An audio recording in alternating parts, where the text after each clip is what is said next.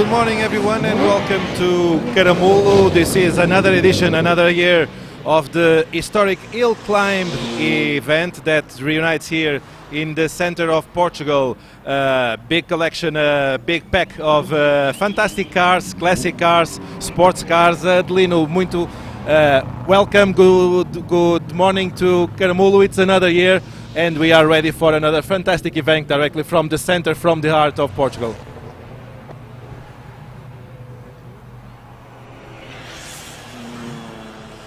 Just check here if the sound is working. You are going to use my microphone now and until we can solve it. Well, thank you for this. Julio, it's great to be here with you again, commentating on this event. For those who don't know, Caramulo is a very tiny village on top of a big hill, but it's a mecca for Portuguese enthusiasts and petrol heads. Because it has one of the most outstanding collections of classic cars here at the Caramulo Museum, and it also has an historical association with motorsport through the hill climb. The Caramulo hill climb has been staged here for more than several decades, and today it is the center point of reunion for every enthusiast of classic and sports cars. So we will be accompanying this event. We'll have several spectacular guests like Emerson Fittipaldi, which commemorates this year 50 years of his first World Championship in Formula One. He was the first Portuguese speaker World Champion in Formula One, so he's very close to us and to the Portuguese enthusiasts. But he's also a very well-known character and a very, very successful driver, both in Formula One and also in the United States, where he also won the Indianapolis 500 twice, if I'm not mistaken. So we also have Carlos Tavares, the CEO and the head of Stellantis Group, André Villas-Boas, the football coach that is a confessed petrol head and a collector of classic cars, and we also have all these participants. Some of them will be racing in the hill as fast as possible. The other ones would be on a regularity trail, and also there will be several parades of classic car clubs of enthusiasts. So now back to you, Julio, and I give you back your micro also, so you can continue to commentate. Okay, and now we are able to test your microphone in a few seconds. We have already started the program today, and the program will be very full and will take us here for the full weekend, the full day until around 7 o'clock, that when it will finish. And we have several competitions here running in parallel. We already have the Kia GT Cup that have already done their first going up on the circuit this morning, and now we have the first free practice hill climb stints for each one of these drivers, and we have more than 100 teams that are enlisted for this fantastic event, and we will be with you for the next minutes here in Motorsport TV live from Caramulo. It's a fantastic mix. We have classic cars, some of them since the beginning of the history of the car racing. We also have more modern sports cars, so it's a big party, lots of people. Every year we receive here thousands of spectators, so a party that year by year it's repeating itself and getting always more and more people.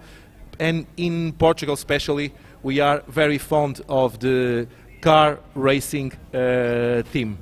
Yes, in a world where everyone is concerned about other more mundane things, it's great to have a spot of passion for motorsport that we can enjoy here at Caramulo during this weekend. Also, we shouldn't forget the bikes, because we have some very interesting racing and historical bikes that will also go up the hill. And this is a hill that you can actually go through that on any form of mobility. We throughout the history of of this event. We had bicycles, we had gravity cars, so anything goes. We will also have drift cars that will go up the hill. We also have co-drives, so there many of the audience here will be able to go up the hill with professional drivers to experience the emotions of this event and this spectacular road up to the top of Caramulo. Okay, this is almost 3 kilometers course. The record of this track is 1 minute 14 seconds and 67 hundredths of second. Okay, we are getting here the information that we already have. The first of our guests. The record was set in 2017. Rui Ramalho did that record with a Nozella PA 2000. That record has been going down and down throughout the years, and so it's a very fast course, very tricky, very technical, but really fun to do. We will try to also give you that perspective once we have an onboard shoot of that going up. We will have it maybe not today, but for tomorrow that we will be back with you. We will for sure have it to show you a full going up of this Caramulo track, and it's very technical but very fast. So the average speed is very long, because for 3 kilometers doing it in 1.14 seconds, it is really fast. We are here near the start, Delino, so we are feeling the engine vibration as a real petrol head, so we are in the right place. We will have a big variety of cars that are going to be present here, and you can speak a little bit of the cars that we had here and that we are expecting to have here this year, because it's a fantastic pack of drivers and of cars that we have once again for this year edition of Caramulo Motorfestival. Yes, just as we're speaking, we now have a beautiful Alfa Romeo Giulia GT at the start. So from a car from the 1960s, but we will have a representation for almost every decade of the history of the automobile here. So we are expecting veteran cars, vintage cars, cars from the 1930s, and also up to the supercars of the more recent years. Cars able to do more than 300 kilometers per hour. All of this will be here, and also, of course, the race cars and even single-seaters. There is a very wide array of cars that we will be able to present here. Now we have with us Carlos Tavares, head of Stellantis Group, and as we will be talking a little bit about this event, and hopefully also a little bit about the importance of this type of events for the automobile, the car industry, and just the ability to be able to be here in this beautiful spot with the great weather and an open road and some fast cars to drive.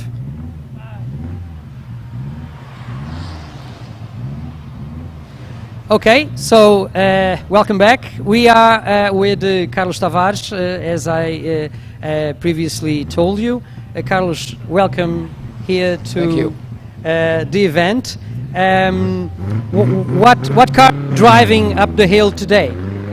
Well, today I'm driving two cars. First, a Formula 3, a 1979 Formula 3. It's a Chevron B47. It's a car that was owned by the Derek McMahon Racing in the UK Formula 3 Championship in 1979. In that period, there were three drivers, Stefan Johansson, Eddie Jordan, and Bernard Devaney, and I'm driving the chassis that was driven by Bernard Devaney, the chassis number 8. And it's very fun. This hill climb is very good surface, so it's very nice for a single-seater. And yesterday I was also driving a very specific car, which is actually an off-road buggy, ADES-made off-road buggy, the SSV version, with a pure electric powertrain. It's a pure off-road buggy electric vehicle, which of course is going one of these days be part of the different barras that we know not only in Portugal but around the world. So I've been driving these two cars, and I must say it's really fun, both cases. Okay, so can you tell us a bit about, we know that you are, how do you say, you are a motorhead, because a petrol head, well, it limits this, and I've seen that you also enjoy driving electric cars. So a pure motorhead, you like racing, you like this experience of emotion to drive a fast car. How do you think this kind of event fits in a world where everyone is concerned about energy efficiency and emissions? What do you think is the role of this type of events? I think it fits perfectly, because what the world needs, what humanity needs, is imagination. We are lacking imagination, we are lacking strategic thinking. In some cases we are lacking technology. So motorsports, it's a perfect tool to accelerate the progress of technology, to accelerate the development of new technologies. For instance, the ADES pure EV buggy has a lot of development plans on the range of the buggy, which of course needs to be full speed and flat out for as many kilometers as possible. So you can develop through motorsports faster, in a more efficient way, a lot of technologies that actually the humanity needs to face the challenge of global warming. So I think motorsports is absolutely perfect for accelerating the progress of not only electrification but the development of any technology that would protect the freedom of mobility and the zero emission freedom of mobility. So I think it's absolutely aligned. Okay, and but regarding the way the industry is evolving, you are confident that battery electric vehicles will represent the most important evolution and most important area of the industry in the following years? Do you think we will have different technologies? What are your thoughts on this? I think it's a rather complex matter, and it has to be explained to all of our viewers and to our citizens. First of all, there is, strategically speaking, an order in which we should be doing things. We should start with the energy. Energy needs to be clean first.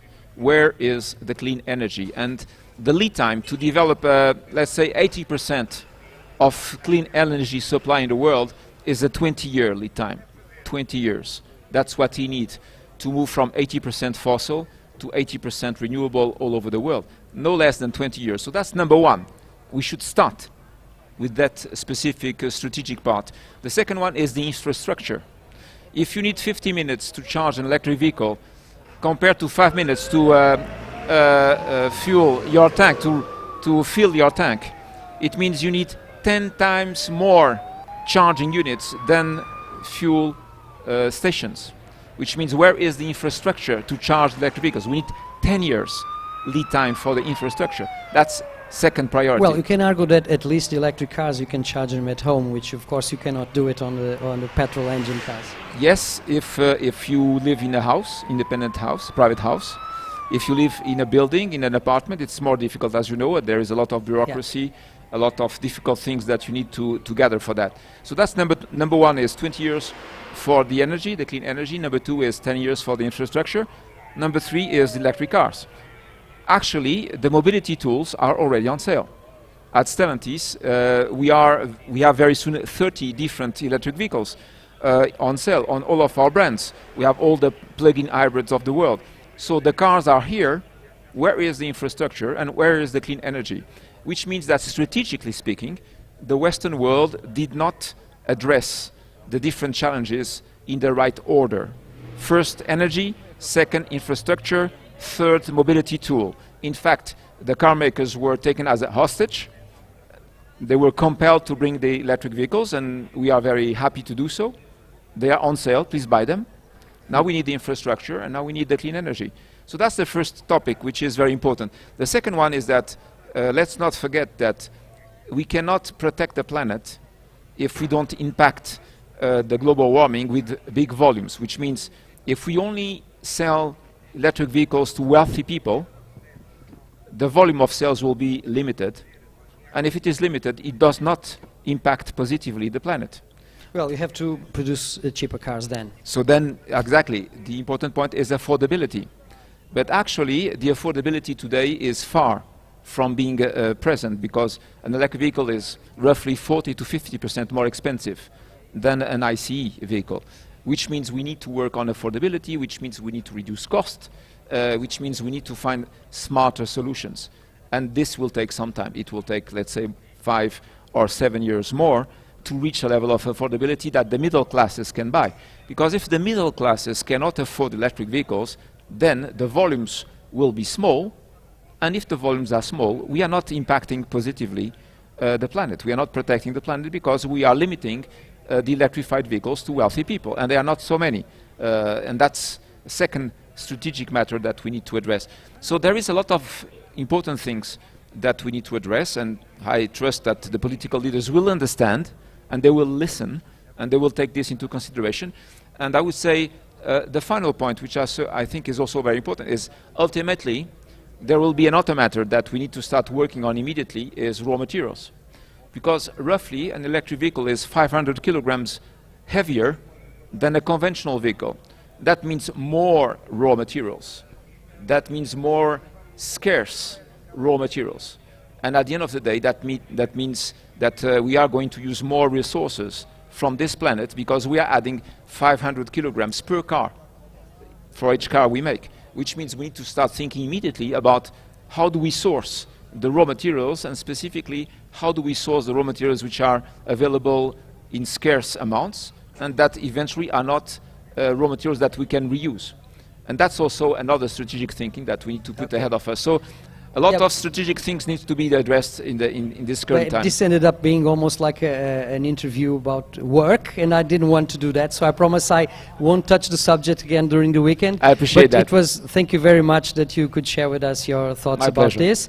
And I wish you a great weekend, a great racing weekend, and to have great fun with the cars. And thank you very much for this interview. Thank you. I just would like to say a word about congratulating the team that is organizing the Caramulo Motorfestival. I think it's a fantastic event. People here are all smiling. Blue sky, nice temperatures, nice hill climb. It's really a very nice event, and I would like to thank them, because first, they are very young. You have noticed they're all very young, so the new generation understands what this means for the quality of life of all of us, and I would like just to congratulate them. This is a great event. Thank you. Okay, thank you very much. So we're back to racing now, an aerial view of the hill climb, while we're still waiting for a beautiful Saab Sonnet to go and start its race through the hill climb.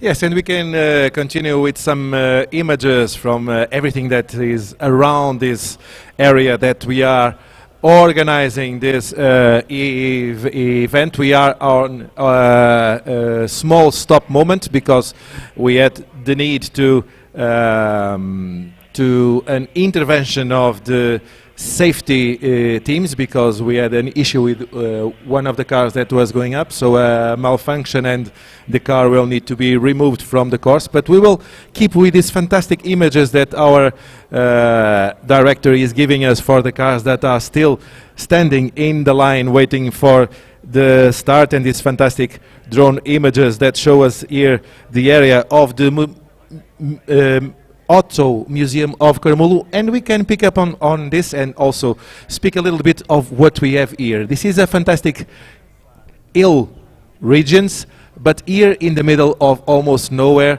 small villages all around, we have this fantastic jewel for the automobile history. It's Museu do Caramulo, with its permanent collection, with the theme collections that they also organize, and they provide us throughout the years lots of story, and a collection that is full of the history of the industry, and especially of the sports of automobile and also bikes.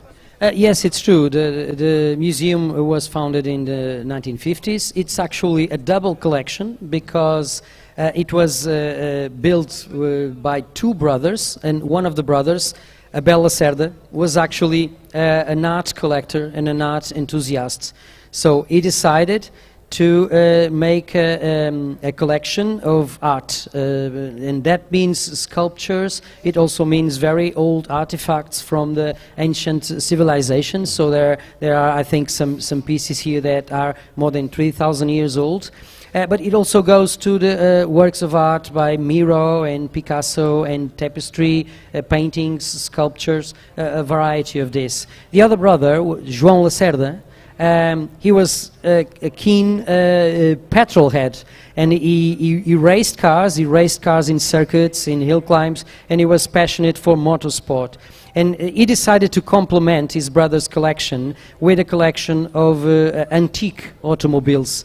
And he started doing this in the 1950s when not many people was actually collecting cars. So he was able to arrange for a very interesting sort of different sort of cars, from the pioneers and veterans, vintage cars from the 1930s. And so the collection reflects all this. So you can see cars from as early as 1899. It is actually a Peugeot. It's the oldest car in the collection. And it goes all the way up to the latest motorsport supercars. But you also have the Bugatti Type 35 from 1930, and a few other jewels like a Mercedes-Benz Grosser. An armored car that was actually offered to the Portuguese government in 1936-35.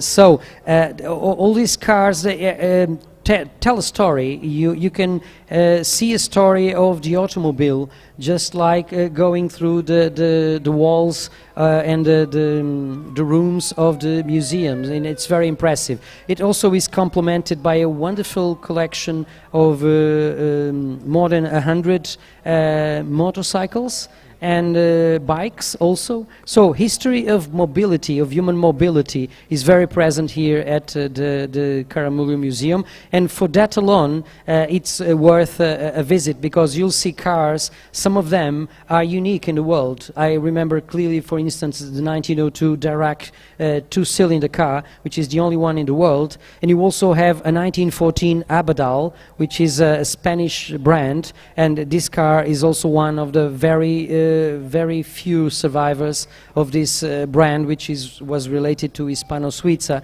and it's a very impressive car from that age, 1914, and a car that can go almost 120 kilometers an hour. It's really impressive. So yes, the collection is here, and it's of course one of the reasons to come here every day and to see the cars again. But also then you have the event, and you have the best crowd, clearly the best crowd of any event here in Portugal, just because people come here. It is a free access event. You don't need to pay to actually see all this experience and to be acquainted with the guests of honor, so everyone can approach Emerson Fittipaldi and say that what he represented here for the Portuguese enthusiasts throughout the ages, and all this is very friendly, very casual, and it makes for an incredible atmosphere that we are happy to preserve and to repeat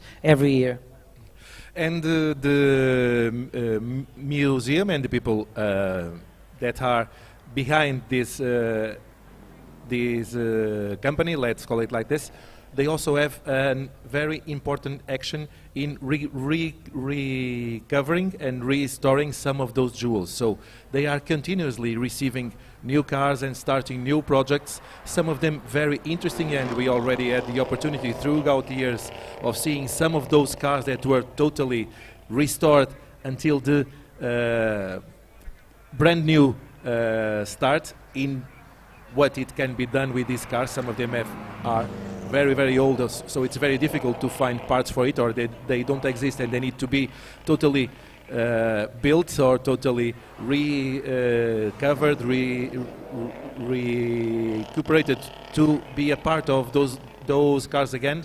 And we already had the chance, as I was saying, of seeing some fantastic units that were then presented year after year here in Caramulo, and you can also speak about that. Some of those examples that were given to the museum and that were totally rebuilt until the 100% state. Well, yes. Every big collection actually needs a team to take care of the cars, and of course, at Caramulo, it's of course inevitable that that has happened since the beginning, because some cars need normal maintenance, but most of the cars need restoring, and of course, all these tasks have to be done continuously to keep the cars ready to start. As by the mantra of the founder, for an automobile needs to be able to move when you need. Otherwise, it's just a sculpture. It might be a beautiful sculpture, but it's not an automobile. And the museum is always expanding on this. And now also with the creation of the Caramulo Experience Center, they have a new area that's not just an exhibition and with meeting rooms, and they also have a new shop where they can actually intervene on the cars. They also accept restoration projects from clients, so cars not belonging to the collection of the museum. But this story goes much further, and perhaps we should have started by saying that this is a family affair. So Caramulo was actually created and particularly developed in the beginning of the 20th century as a center to take care of tuberculosis patients. This is a family of doctors that built sanatoriums in this area because of the quality of the air that was very good for people who were sick with tuberculosis. And they developed everything. They built the village with very interesting and modern infrastructure. They attracted people here and they started this activity. But then in the 1930s, when there was a cure for tuberculosis, all this investment had to be redirected. And so the creation of the collections and the museums, a museum on top of a mountain, that actually is the reason has a reason on that. They had to change the business core of their activities, and they oriented it to tourism and different activities. Still, the area is magnificent and very healthy, so for that alone you should travel here and to be able to breathe this special air quality that we have in Caramulo. But then now you have the museum, we can have all these activities and hotels and other touristic infrastructures that makes the visit much more worthwhile. So, but this means that this has been a responsibility of the same family since like ever, and the new generation is continuously expanding this activity with new events, with the Caramulo Motorfestival and other events throughout the country, be it trial runs, rallies or exhibitions. There's a lot of activity that started from here, from Caramulo, throughout the year here in Portugal. Okay, you were speaking about also the new addition to the Auto Museum area, which is the Caramulo Experience Center. There you can also have some exhibitions that are specific for the auto restoration business, let's say. But it also allows that normal people, and when I say normal people, see, any consumer that wants to restore his own classic car can also receive some help in finding the right part, in finding the right devices to also do his own restoration work with some expertise help from the people of the Caramulo Experience Center.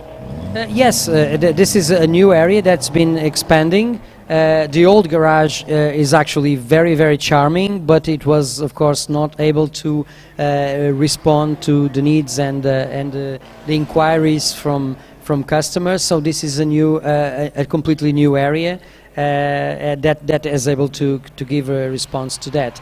And yes, restoring a classic car is a very technical area. It needs deep expertise. not only to source the parts that are needed for the operation, but also the techniques of actually implementing everything, treating the bodywork, recovering everything that you can do to keep the car as original as possible. And there are several techniques that are sometimes difficult, at least for the initiate. It's actually difficult to grasp. And we are speaking a lot, but maybe now it's the time for us to change the needle, as we say in Portugal, and point it to the action that is happening at this moment on the track. We have already some of the cars that are completing his hill climb run. At this moment, one of the Porsche, I think it's a 997 Carrera 4S that started. Yeah, yes, there was a small interruption here at the climbs, but then Alberto Pereira opened the road again with this Saab Sonnet 3, and it's a 1969 car, very interesting looking car. But you have a mix of modern and classic cars here at particularly with the Regularity Run. We're now seeing a modern Porsche 911 996 generation. Yes, and this is the beauty also of Caramulo Motorfestival, because as we were saying, we are mixing here cars from the pre-war time frame and until the most modern cars, and now even from the last editions we are even getting the most newer solutions of energy electric cars, so everything is here. It's a global event, totally transversal, let's call it like this, that crosses from the start until the new solutions that now are proposed for the future of the automobile industry. Yes, as we speak now, we have a Renault Spider here preparing to ride. It's a very interesting car that was sold normally, but you needed to wear a helmet because at least some of the versions didn't have a windscreen like the one was climbing here. It's actually great to see those cars that we of course don't see them on the road anymore. And so it goes with this 2-liter engine, I think 150 brake horsepower.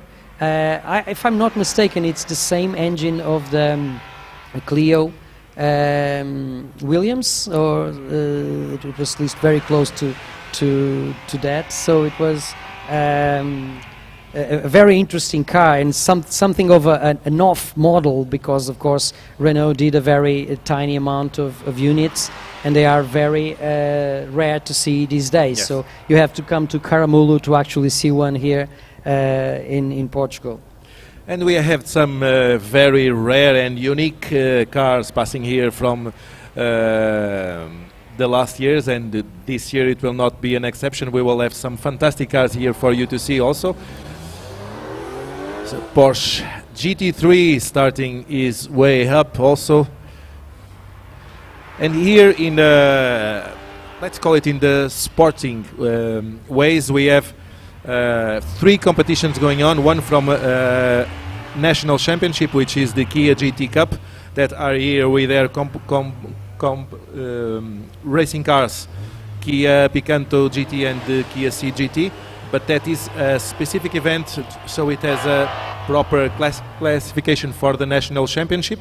This is one of their last events of the season, and they wanted to come to Caramulo, especially to be here and to be a part of this big event, and to take also part of the media exposure that this event provides. And of course we have the 2 main events here that can be separated in the Speedmaster and the Chronomaster categories. Speedmaster, it's pure speed, so the fastest one to get on top will be the winner over some stints. And then we have the Chronomaster, which is the historic regularity event, so it's different rules, it's a system of points. It will be too hard to explain you here live on how that works, but that's also a very gentleman driver event, so it's a matter of method, a matter of regularity, trying to do always the same time, and speed is relevant for the final classification, but it's not all about speed. It's about focus, it's about knowing your car, knowing what you can take out of the car and do the course in a specific time frame and try to do it over and over, the closest to the same time that you made for your first reference time. Yes, regularity is also teamwork, because the navigator has a very important role on helping the driver to keep the pace, to up the pace sometimes, to slow a bit, to make sure that they get the right average speed at the controls where they are. Yeah, now we have a Morgan three-wheeler. It should be a car from the 1930s, probably. These cars actually appeared as a tax break, because a car with three wheels was actually taxed in a different way than a four-wheel car, so they were more affordable, and they had a motorcycle engine, and they were quite fast and very, very light. Morgan did a version of this car starting from 2016, but this is the real thing, and makes a very impressive noise.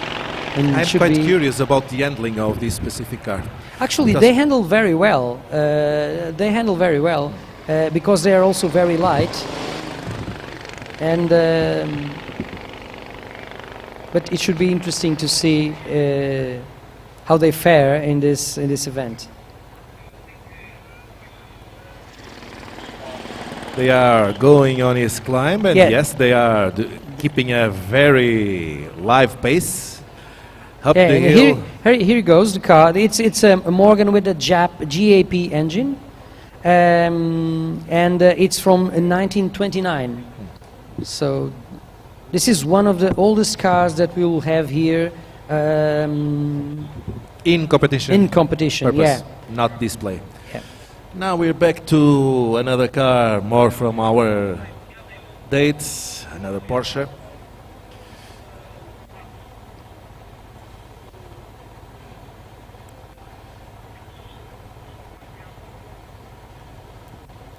And this is also the beauty, the cars will not start in a specific chrono line, but they are mixed. So we can see a car from the 20s and then a car from the 20s, but 2020 and now, and not 1920, as we also normally have some units here. Yes, now we have an Alfa Romeo Spider from the 1980s. A beautiful unit. Yeah, it's of course an evolution of the car presented in the 1960s. It was actually, the Alfa Romeo Spider was called the Duetto. There was a competition in Italy to actually choose the name of the new convertible for Alfa Romeo, that would succeed the Alfa Romeo Giulia Cabriolet, and the Duetto was the name that actually won. But then a few years later, that name was stopped from being used, and it was the Spider.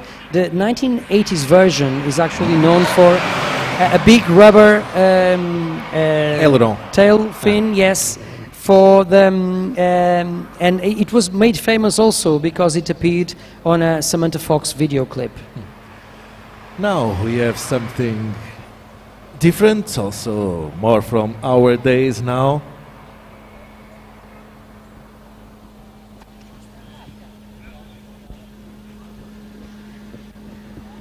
Yeah, here it is, the Alfa Romeo Spider.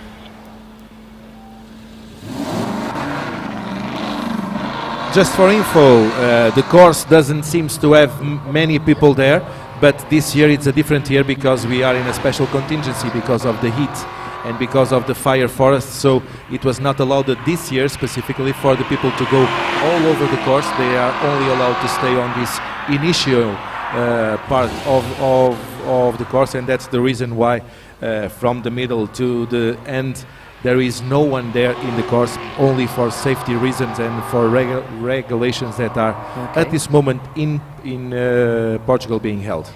We are seeing images of the Aston Martin V8 Vantage of João Pina Cardoso. He's doing the hill climb. And we already have Filipe Freire with his Honda NSX here. He's starting. It's this Japanese sports car has a V6 engine, and it was famously fine-tuned by none other than Ayrton Senna da Silva.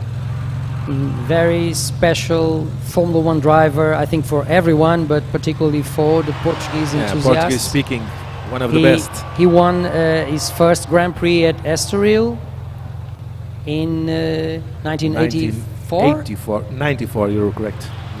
And 84, sorry. And he always had a special relationship with Portugal. And it's great we are able to speak to of Autódromo do Estoril, because Autódromo do Estoril is 50 years old. Yes, celebrating 50 years old. We also have our specific celebration of Autódromo do Estoril here in Caramulo that is being reproduced in a slot car. Oh, that's a track. That great way to do it. On the family area, they can go there and drive their slot cars in the specific layout of Estoril. We are about 250 kilometers from north Autódromo. of Estoril. We are a bit north and on the inside of the country, of course. The Autódromo is near Cascais and Lisbon, and 50 years old. It's a great landmark for the first Portuguese dedicated circuit of the fixed circuit, because all the others Portugal's were mainland. not permanent. Yeah, actually, we had a permanent circuit in Angola that was built earlier, but in the main area of Portugal, the Autódromo was the first one. It's actually, its official name is Autódromo Fernanda Pires da Silva, but the lady that was responsible for building the infrastructure. And now we go back to some of those different cars. This one is a Swedish. Yeah, we are having images of the Toyota Celica from Carlos Lourenço. And now the Volvo. And now we have the Volvo.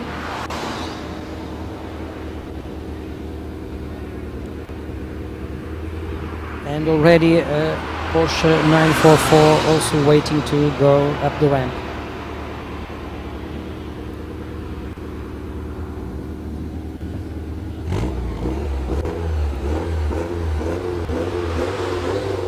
Here in the Caramulo Motorfestival, the event is like a big display. The main goal is to gather all of these cars, and the competition is, we could say it like this, it's like on a second level behind. The main goal is to entertain, bring the people here, know the region, and to be able to be among this fantastic group of cars and drivers that we every year gather here. But for example, next week this same hill climb track will be used for the national Portuguese hill climb championship that will be back here with the Portuguese championship with a different set of cars, of course, fully prepared for the competition purpose, and they will be here again to repeat the climb, but on that specific weekend it's for the Portuguese championship. Okay, the next car waiting to start is the Porsche 911 SC. I think you can hear it going up the climb, driven by José Carvalhosa. It's a 1978 car. And now for something completely different, Volkswagen 2 chevaux, always ready, 1976 car, driven by Pedro Morion.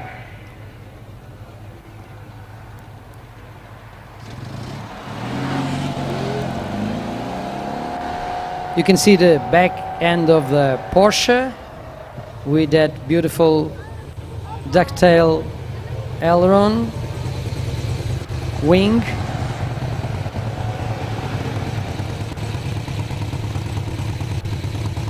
That's actually a creative touch on that car, because that wing was made famous in the 1972 Porsche 27 Carrera RS.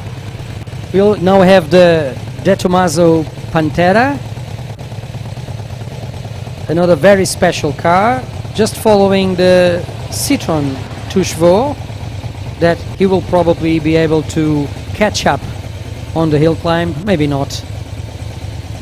Here goes the French umbrella with wheels, a magnificent car that can actually go anywhere. It was made to be able to transport French farmer and some groceries through dirt roads, an unstoppable machine with its 2-cylinder engine. The Pantera, of course, is a completely different beast with an American V8 engine, 300 plus brake horsepower, and a very, very dashing bodywork.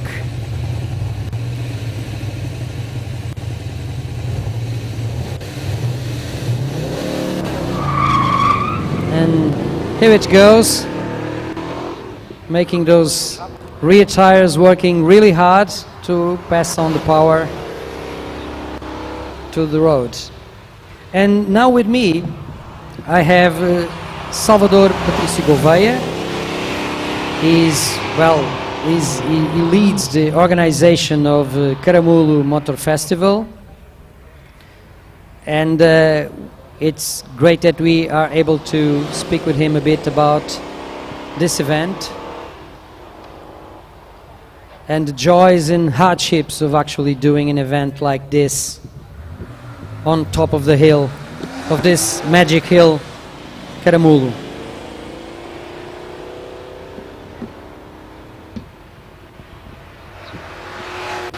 The Pantera is climbing, followed by another Porsche 911.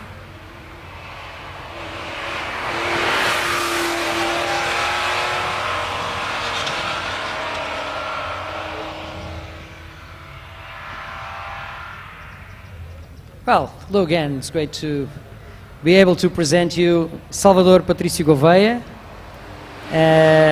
Salvador, thank you so much for sparing these few minutes to be able to speak with us. I know that most of the job is actually now done, so I'm not sure you can relax, but at least you can sit with me and tell us a little bit about what's happening. Well, what's not happening? That's the question. We have a lot of cars lining up. As you probably told, we have a lot of different categories and classes. So we have from pre-work cars to prototype, from Portuguese cars to supercars. That's the magic of Caramulo Motorfestival. We have a lot of surprises yet for today. For example, just now an airplane, part of our air show, is beginning to fly above us. We're going to have a beautiful weekend. A lot of pilots. We never had so many guest pilots as this year, as you've probably already shown with Carlos Tavares and Emerson Fittipaldi, the big champion, Formula 1 champion, which is sponsoring, endorsing and joining this party. And we'll have a lot of experiences for the public. This is a free entrance event. Anyone can try anything, can visit the paddocks, can talk with the pilots, with the guest drivers, etc., etc. And we have a major experience that I'd like to bold here, which is if someone wants to go up the hill climb, in the Citroën C3 from the WRC, an original car, in the right seat, or in the Peugeot from the Dakar, these cars are available for co-driving. All you need to do. Let the anger goes out. All you need to do is to go to the Race for Good tent. Race for Good is a non-profit organization that joins the passion for motorsport with good causes. If you go to the Race for Good tent, you can buy a co-drive and go up the hill climb, the Michelin historic hill climb in the seat where the co-driver of Peter Heinzel once was. So this is a pretty magic experience that everyone should grab it while there is slots. But for our international viewers at Motorsport TV, can you explain us a little bit the development and the evolution of the event? I know that when I started commentating here, I had a very small, very tiny, very comfortable tent, but now I have this huge area around here. So even if I only knew this, I knew this would be a big improvement. But we now see the main car brands here in Portugal being present here, having their cars and the drivers, the racing drivers also here, contacting the public and going up the hill with co-drives. This is now a very, very huge event. Yes, Motorfestival became the main stage for motorsport and cars generally. So this year, for example, we had some debuts from other brands that weren't yet here, such as Toyota, Hyundai, Kia, Jaguar, and others. For example, Toyota is launching his new GR86 here, a sports car. So they're taking the Motorfestival stage to show the whole to Portugal the new sports model.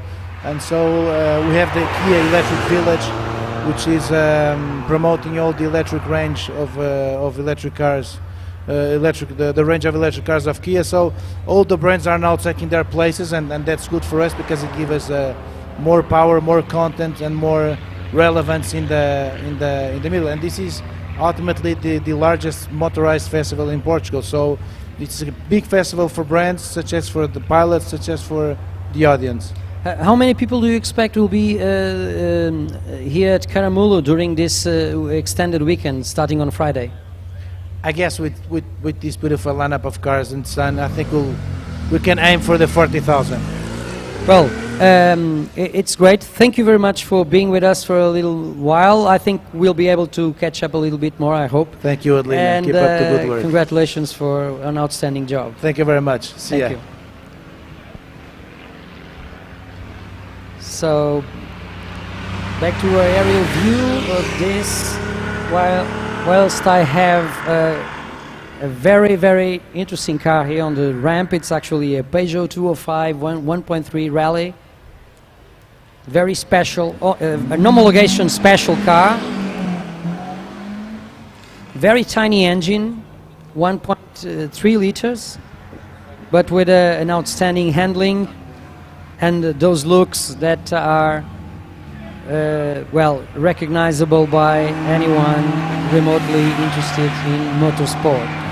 In this car we have father and son, but the father is the co-driver, the son is the driver, Carlos Guerra. They have the same name, and it's the first official event for the son, Carlos Guerra, on the wheel of a car.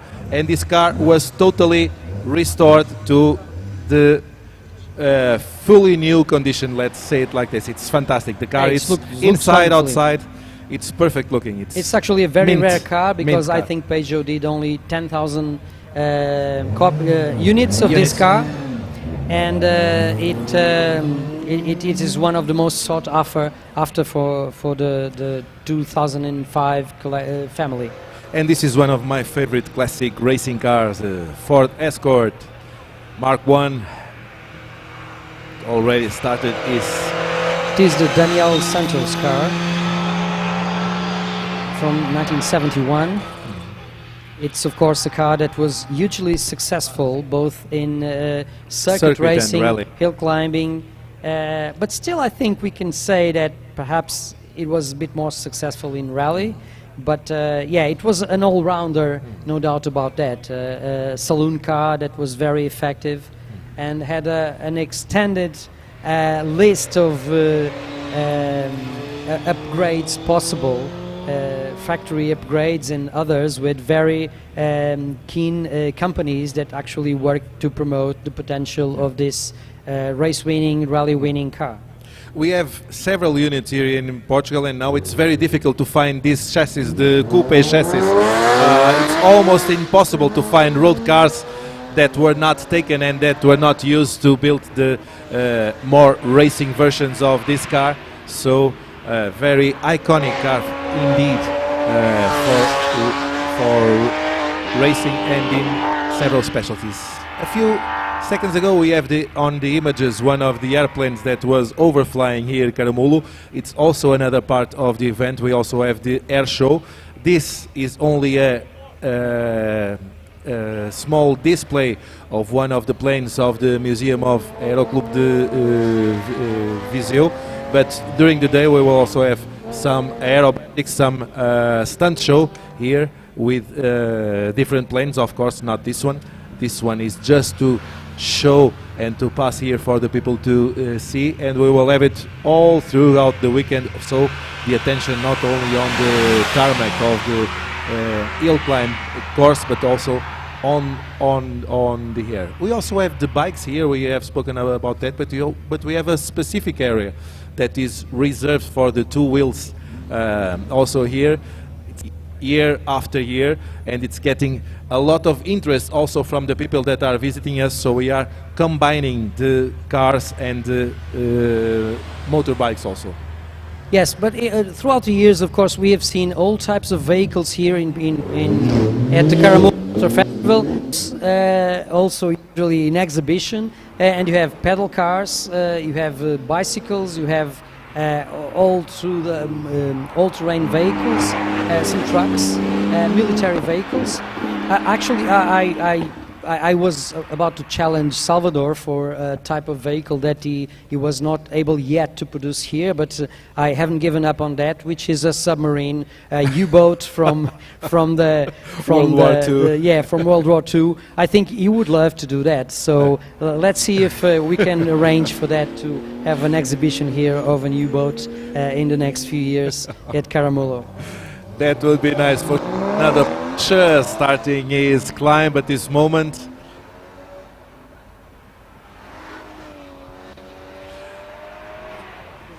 And this sound, this boxer engine from the Porsche is fantastic. Another Porsche lining up for the start. We will go there.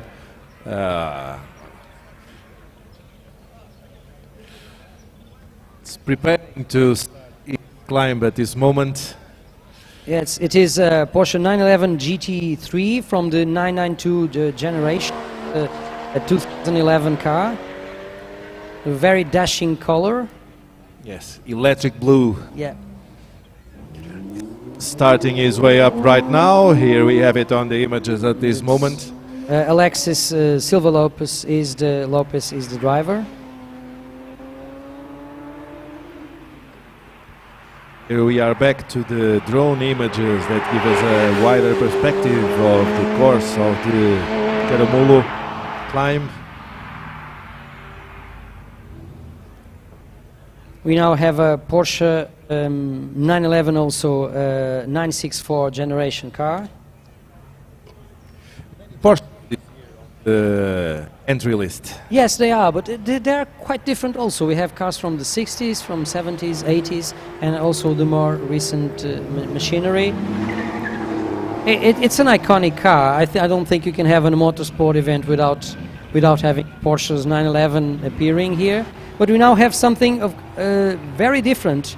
We have Miguel Cid Trindade with his Citroën Visa. Very famous trophy that we had back in the 80s that allowed us to get They were very well known, of course, in France, but not in some parts of the world. The Visa was not a very pretty car, but it was a very effective one, very robust, and it is a bit quirky in terms of looks, but well, it's French, so we have to give him that. But it was a very resilient car, and in Portugal, it was. We have several race cars and several trophies dedicated to the Visas that were able to actually produce several great race cars. And next one, yes, it is an AC Cobra. you should not speak on top of the I think engine it's sound a of this car. Yeah, it's a recreation. It's a car that recreates the image of the AC Cobra, the famous Anglo-American race car. It actually has an interesting story and a Portuguese connection, because the AC Cobra was made on the chassis of the AC Ace, a sports car made by the British AC, and it was conceived by João Tujeiro, and João Tujeiro was born in Portugal, Estoril.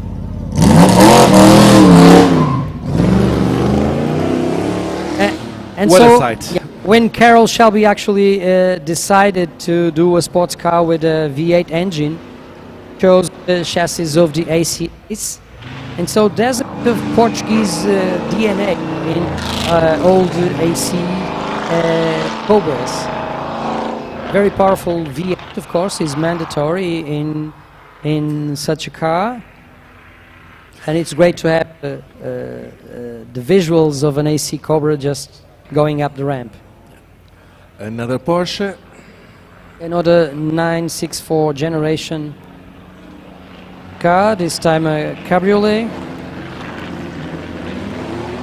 Cars from the 90s, well, these are the cars that we remembered wishing for when we were kids. Yes.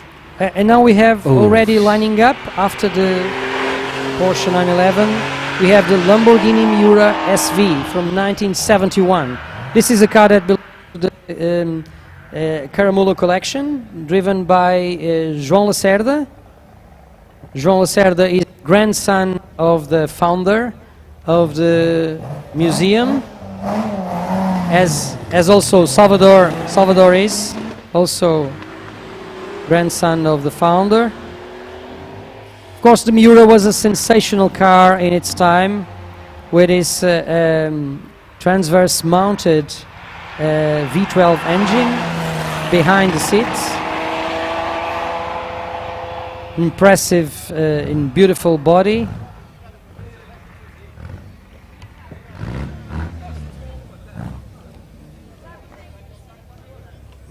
And we now have an Austin Hilly 100 also on the grid.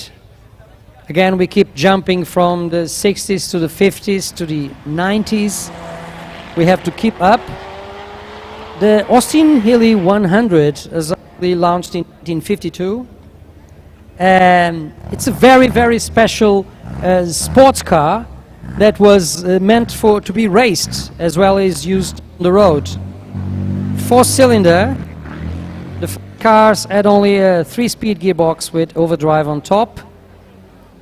And they were very fast, and they have an interesting peculiarity where the windscreen actually put in a lower position in order to gain a faster top speed. So less drag, more top speed.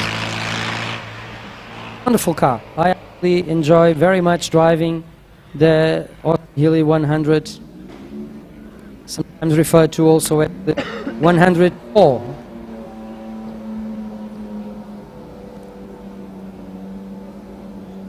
This is actually BN1, so it's one of the first from 1954.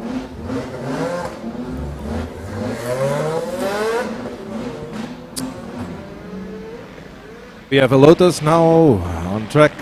Yes, Lotus, very fast car, very light also. Of course, Lotus was created by Colin Chapman, a brilliant self-taught engineer. He was also a very keen race driver. And for him, of course, secret for going fast is actually to add as much light as possible on a car. So if you have a very light car, it will brake easily and it will also go very fast. And we also have a glimpse of a Jaguar D-Type, also now on the road. The Jaguar D-Type was a very successful racing car. He won, the car won the 24 Hours of Le Mans for 3 times. course, the legendary XK engine.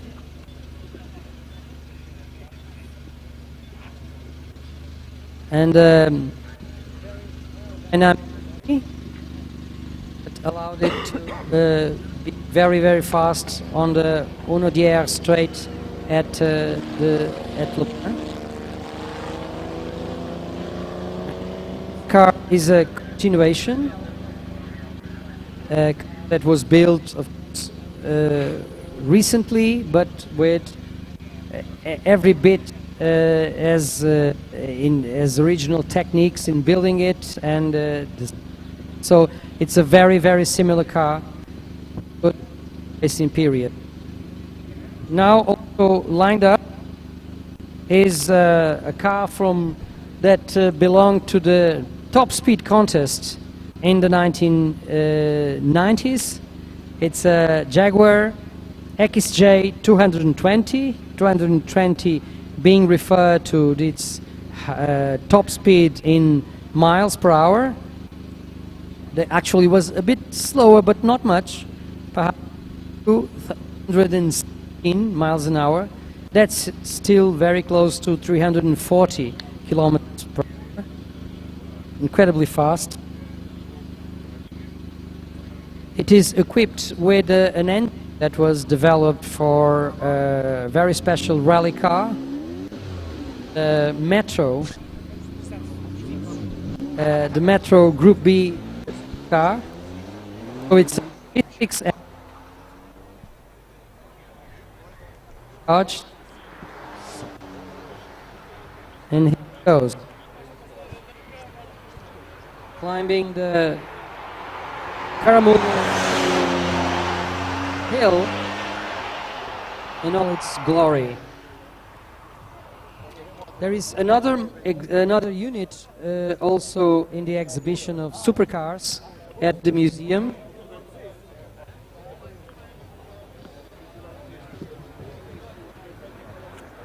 Purring its way up the hill. Very, very sleek body.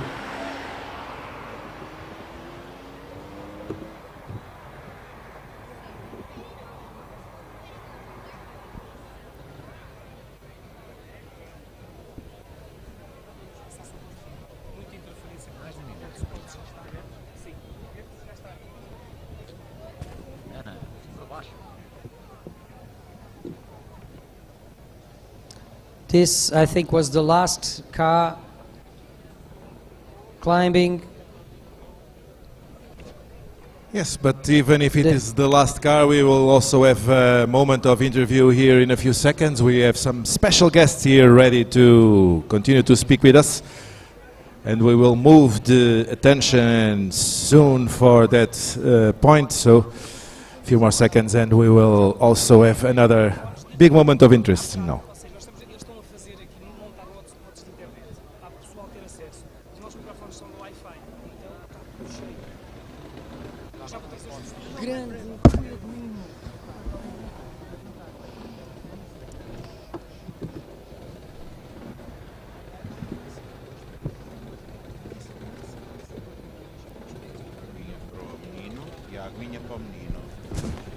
Eu acho que esta é minha, não estou deste lado, não sei se isto...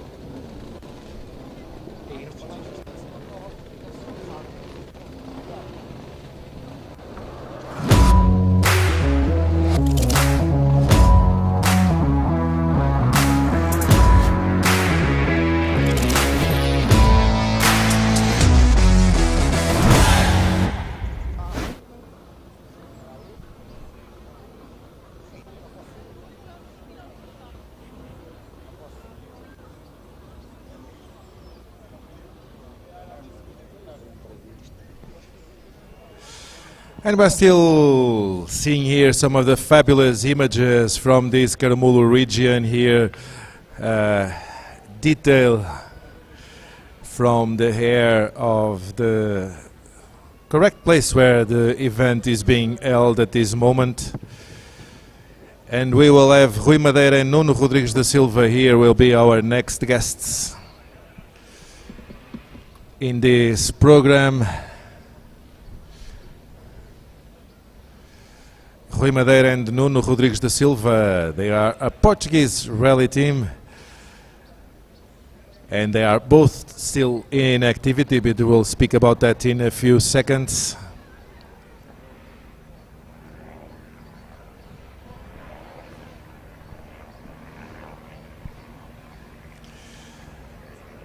And while we prepare the setup for here, we are still with this fabulous hair.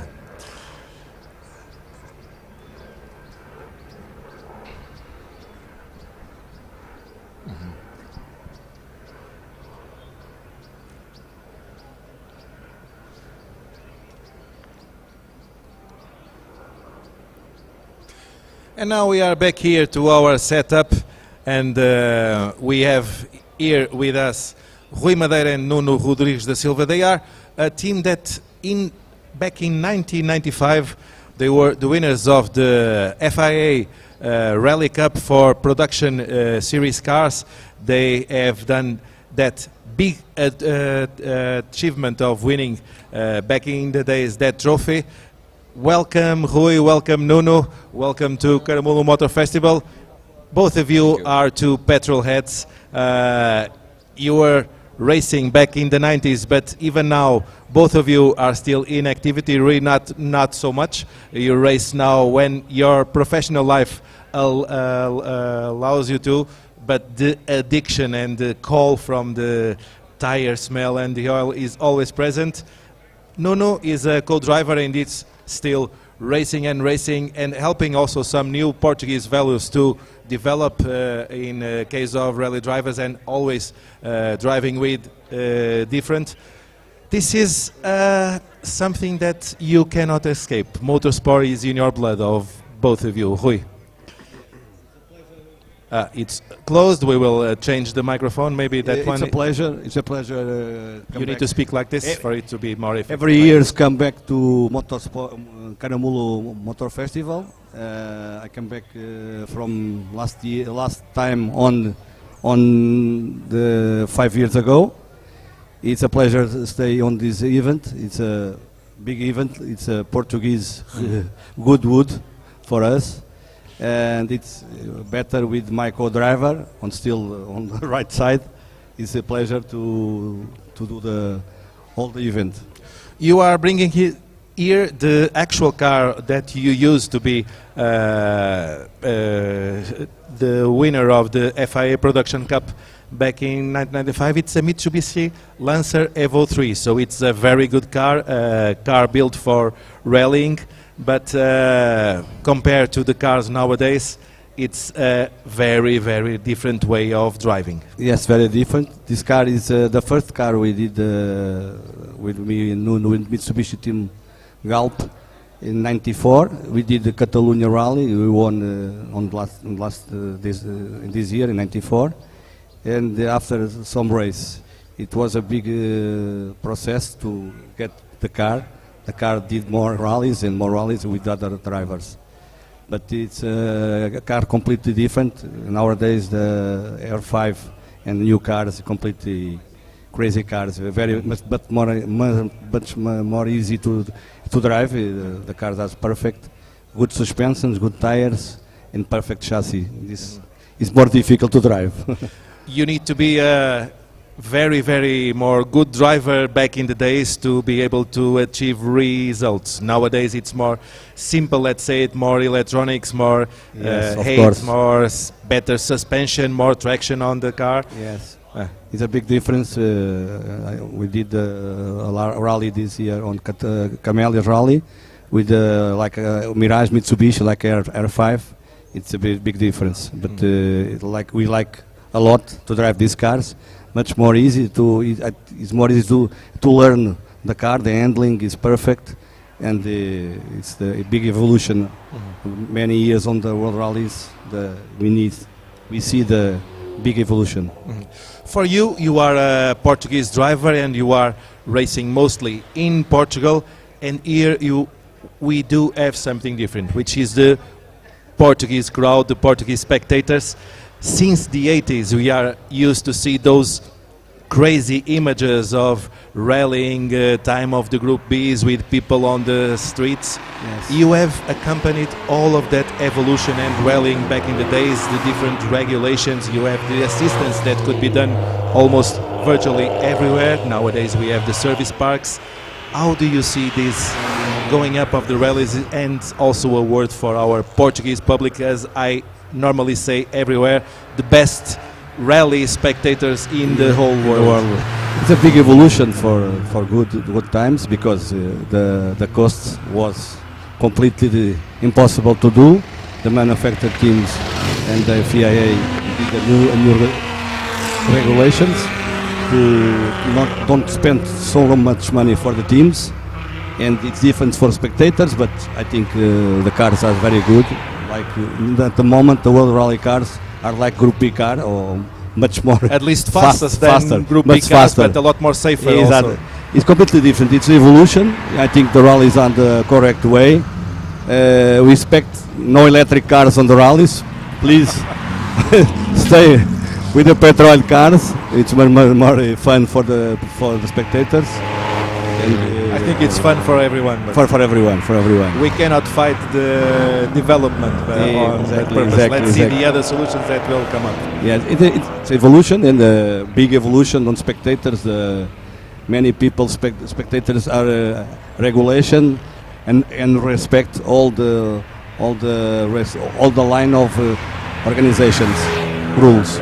I will speak a little bit with Nuno. Nuno, welcome to Caramulo once again. Thank you. It's a pleasure to have you here with us. You have, I don't know how many rallies you have already done. Do you have an account that, I'm sure it's not perfect, but it should be near? Okay, I really don't know, but a lot of them. So minimum 300 rallies, rallies and off-road races, and I don't know, but around 500 races, sure. It's nice, and I still in business. For me, still big pleasure. And what you said before, I have motorsport in my blood. What is the secret to keep a driver focused and to provide results when we are speaking about your specific job? As a co-driver, you need to be dictating the pace notes, you need to pay attention to what the driver is doing and trying to correct some points of his own driving. So it takes a lot of experience, but the secret should be also on the kind of connection on the Yes, of course. confidence that you can provide. I think we speak about feeling, and that's the special this situation.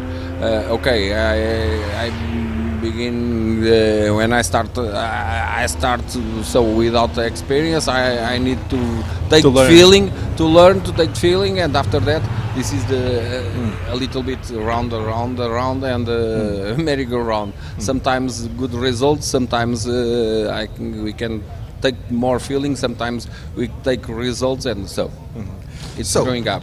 But we know that the work of a driver is, okay, I have a car, I have a wheel, I have a throttle, a brake and a clutch. So you just need to learn how to do it, and you need to adapt to one car or another. But from the co-driver point of view, that changes everything, because a co-driver can be co-driving the same driver for many years, but in the case of Nuno, he has been jumping from seat to seat and from car to car and driving many different drivers. Nuno, you need to adapt yourself to a different car, a different driver, a different pace, and also many times different pace note systems. Special different pace notes. Also for example, and for people to know, people that are not so into the sport of rallying, the pace notes can be given like this is a slow turn, left turn, slow left, slow right, medium, hard, and fast, hairpin, and fast, flat. But then you can use numbers, and the numbers can be going up to dictate the degree, it's not the shift, okay? Never the shift. Many people think that the numbers on the pace notes are according to the shifts, but normally it's the angle of the turn. It can go up, but some drivers like to use it upside down. How can you turn on and off the switch to be able to change driver from rally to rally and sometimes go back to another rally? I need change ship. It's really change ship. Sometimes it's not easy, but normally we testing some days before, and we adjust that. Even at Reiki when we take pace notes, so we learn and we try to do the correct pace notes, and I think after that will be nice. So maybe I need again the week after change the pace notes, the mode, but not for me, not so hard. Difficult. The experience also else. I will go back to Rui. Rui, back in 1995, you were the first Portuguese team that could achieve some kind of result with some expression in the international scenery. How was it back in the days to be a small Portuguese team going for the World Rally Championship and achieving to win the Production Cup of the FIA that year? It was a long time, but was difficult too, because when we start on that time, we start with the reconnaissance only two or three stages. Two passes. Yes, completely different when you come to Portugal Championship. Where you can do 5, 6, 10. Completely different, but we did a very good work with co-driver, with Nuno. Learn rally and to do the best on each rally, by rally, and it was a big surprise. But I think we stay on that time, on the perfect time, on the perfect hour. The team was perfect, and it was fantastic year. Today, completely different. It's a different because there is no rally cars Group N. It's maybe in the future. I think it's a good solution. Rally cars, production car with 4x4, but it's not so easy because everywhere no budget to come. It's not easy to Portuguese start on the World Championship, and because every year the drivers start very young, and for Portugal we have not a politic of young drivers. We must change that. On those days, Portuguese crowds were already loving rallies a lot, and you guys became like national heroes when you come back. So everyone knows who is Rui Madeira and Nuno Rodrigues da Silva. How is your relationship with the spectators, with the public? Very good. It's a pleasure for us. We stay fantastic. We don't imagine so many years. Everybody knows Rui and Nuno. It's for us. It's a big pleasure for us. And we stay on the many rallies, legend rallies. It's a pleasure to stay always, year by year. Okay, to finish, I would like to ask each one of you. For you, I think I know the answer. We are in Caramulo Motorfestival. Before that question, what is your opinion, also for you to be back here, but about this great event, the way it is held, gathering this kind of different cars, different drivers, and with all the people around? What is your thoughts? For me, I think it's a perfect event. You can see all cars, all you imagine on I was children. I see many cars now is running, and the perfect for the spectators. It's a good show, and it's a Portuguese Goodwood. Everybody knows he's here, and year by year is better. It's a big evolution, and congratulations to the organization. And now the question, from all the cars that you have seen here this year from our entry list, if you could, what was the one that you would choose and take home? I think I know. C3 World Rally car. Okay. The Citroën C3 WRC that André Villas-Boas brought us. I think we still haven't seen the car today, but we'll for sure see it. I knew that was my tip. But for Nuno, for me, it's different. I don't know. I don't think that he would take the C3. I think he would choose something more. Also, I don't know. I don't know. Really, it's not easy to find a car. If I have the choice, take a choice. I don't know. But also, I like so much the Lamborghini Miura. It's a really nice car, proper GT car, and I think they represent the good spirit about the spirit, the motorsport and the motor spirit. I think will be Lamborghini Miura. Okay, the choice is made. We will now go back for some of the images of the cars that are returning to the park at this moment before the next climb. So we will pass the emission now for those images, while we will also salute and say goodbye to Rui Madeira and Nuno Rodrigues da Silva, and we will be back with you within a few seconds.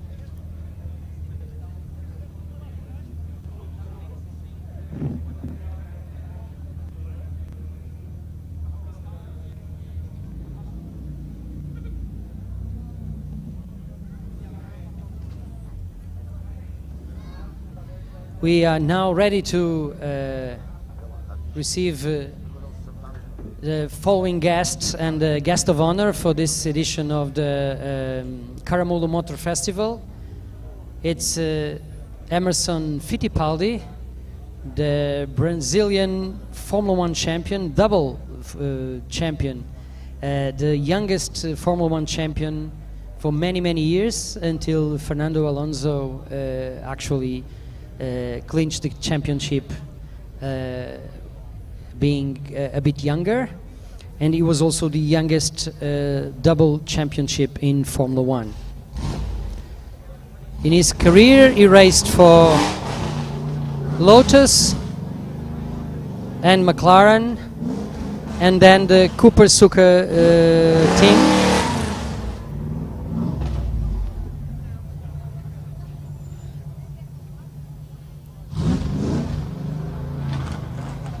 And it is delightful to actually have Emerson Fittipaldi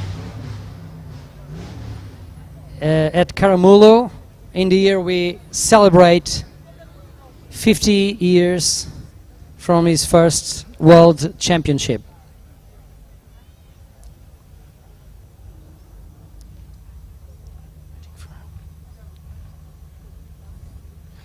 The cars are also now going to Parc Fermé after returning from the top of the hill.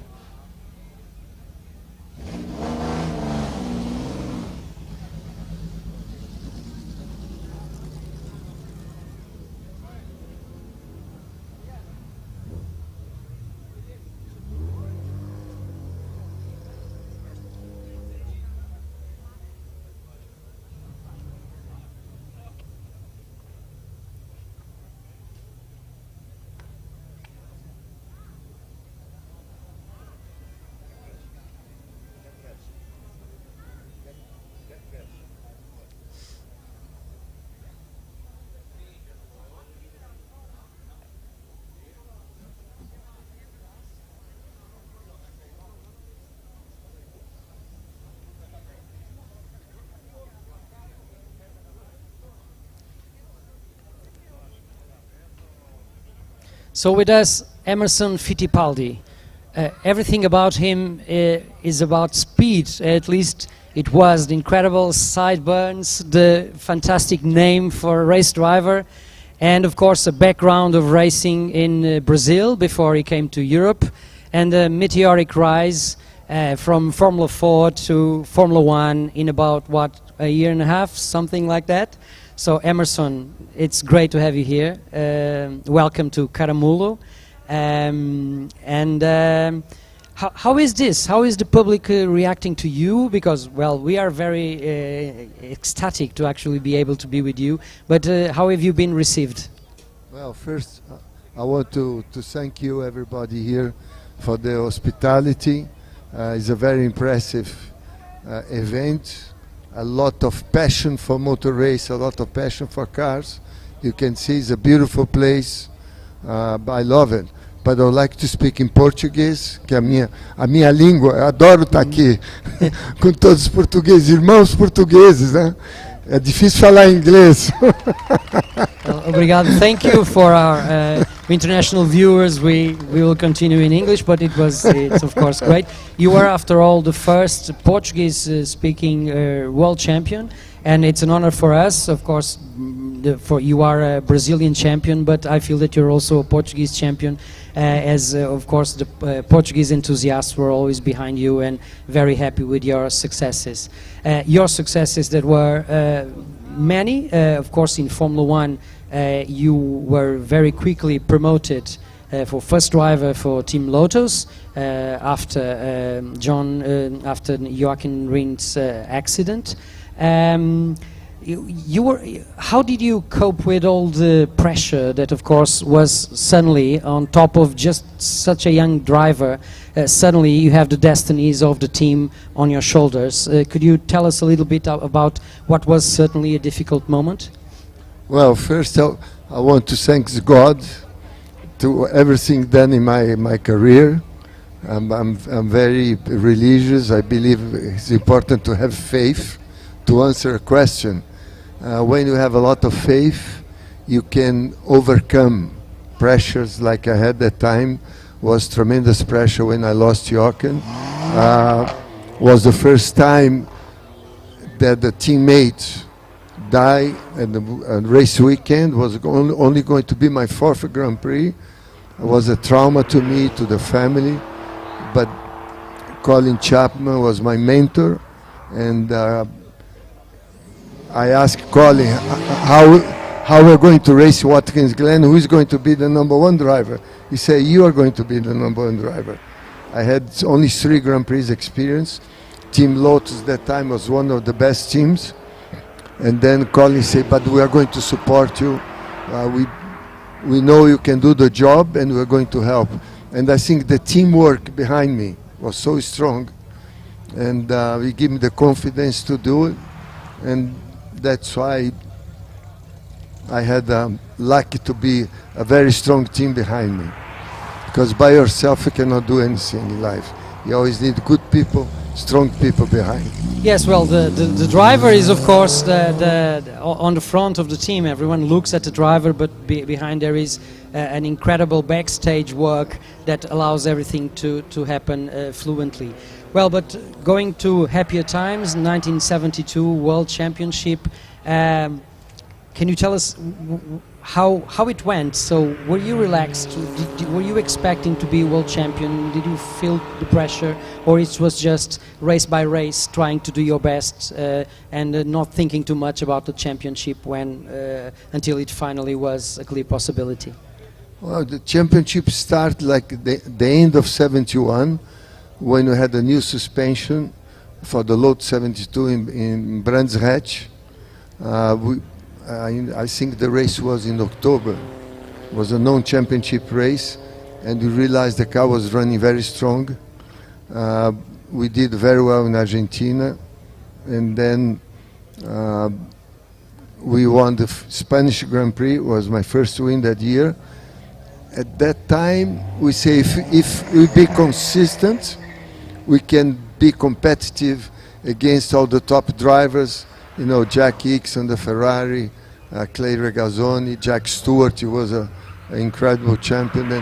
And from that point on, we feel that we had a team and a car to be able to challenge the championship.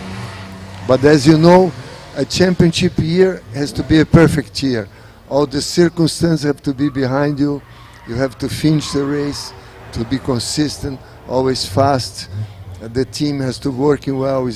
A championship year is a very difficult year, but like I call perfect year, nearly a perfect year. And then, what does one feel? Because you actually achieved the top of motorsport very, very quickly and very early. How do you keep the drive to actually go back to defend the title and then again and again and again? Can you tell us a little bit about that process? I think like any sport, as long as you love the sport, the passion, and you dedicate yourself. You know, sports has a lot of up and downs. Any sport, motor race, we depend a lot of so many circumstances. You have to learn first how to lose, and then you can start winning. If people don't know how to lose, you don't recover to win. And that's when things doesn't work, you always have to remember there is a next weekend, there is a next Grand Prix to go, there is a next race, and you accumulate your experience to get better and better. But as more you think you are doing good, and I always say a champion when think he's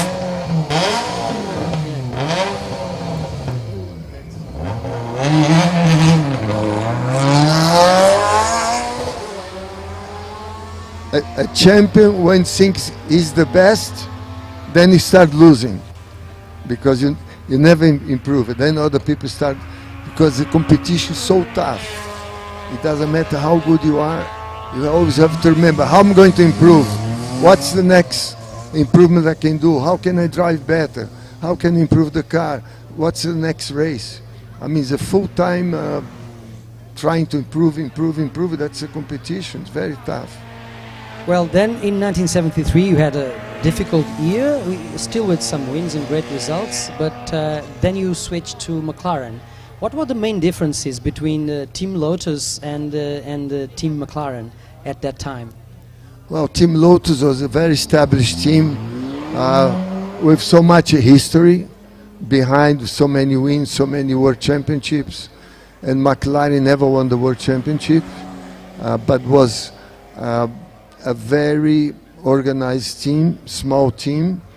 Teddy Mayer, the team owner, and like he was the manager at the time, was American way of to organize things, and I trust him. Teddy, Alistair Cadwell, who was I would call team manager, and was a fantastic guy from New Zealand. He works with Bruce McLaren from the beginning, and a lot of young mechanics, most of from New Zealand, very motivated to win, and was, I say, a compact team, but full of motivation to win the championship. And I really enjoy every minute with McLaren. It was great people, great enthusiasm, great logistic. And another perfect year for the championship in Yes. 1974. Yes. I read an interview with Alistair, and he referred the thing that you were the most relaxed driver he ever worked with. And he told us that sometimes you were on the grid and you fell asleep while waiting, and he would knock on your helmet to actually wake you up. Is this a real story? Normally, to relax, like any athlete, have different ways to relax. I relax sleeping before the race, and then I would lay down on the pit 1 hour before for half an hour, sleep, go to the car. Sometimes when there's a big line waiting, I would sleep Inside the car? inside the car to relax. That's great. But, well, then you made a career decision that some people didn't understand. You wanted to race for a Brazilian team, which of course is very commendable. But the results were not there. But what were the positive aspects? I think from this distance on, we should look only at the positives. And what were the positives of that experience with Copersucar? Well, first, people don't know, but myself and my brother had a big history in Brazil. I built my own go-karts. I built my own Formula V. We had a very fast prototype we built in Brazil. It was the fastest car in Brazil. We had a lot of wish. We had a lot of background and enthusiasm to build a Brazilian Formula One team, Brazilian Formula One car. Myself and my brother was a challenge. 1978 was our best year at 5A. I finished second the Brazilian Grand Prix. It was difficult years for me, being a world champion and being struggling, being fighting to be in front again. But it was a great experience for me. And the last year, 1980, we had the best team because the Formula One team is formed by the people. And I had Harvey Boswaite as the chief engineer, Ricardo Dívila, who was a Brazilian genius engineer, and Adrian Newett. It was his first work, Adrian Newett, with us. And then Peter Ward, team manager. We had all the ingredients to move forward.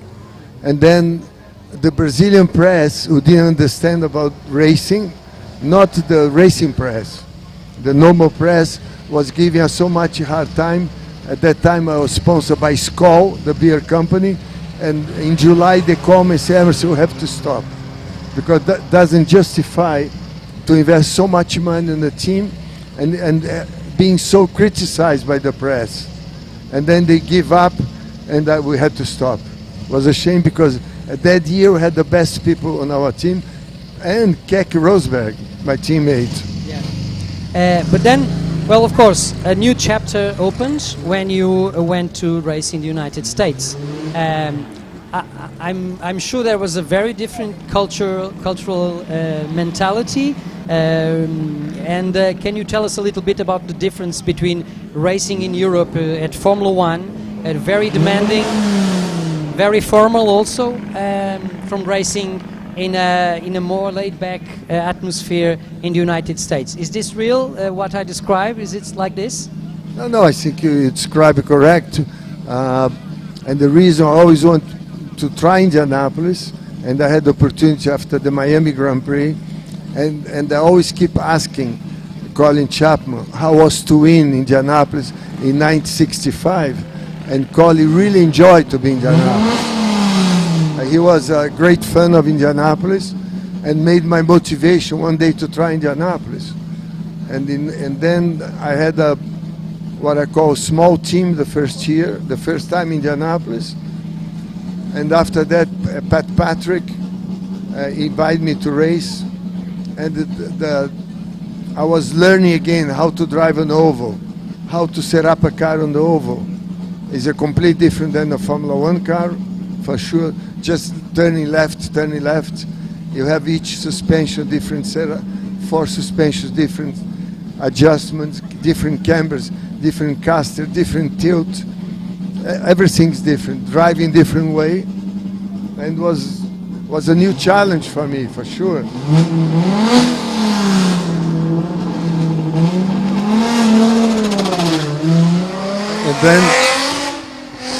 And then I had Pat Patrick, Chip Ganassi.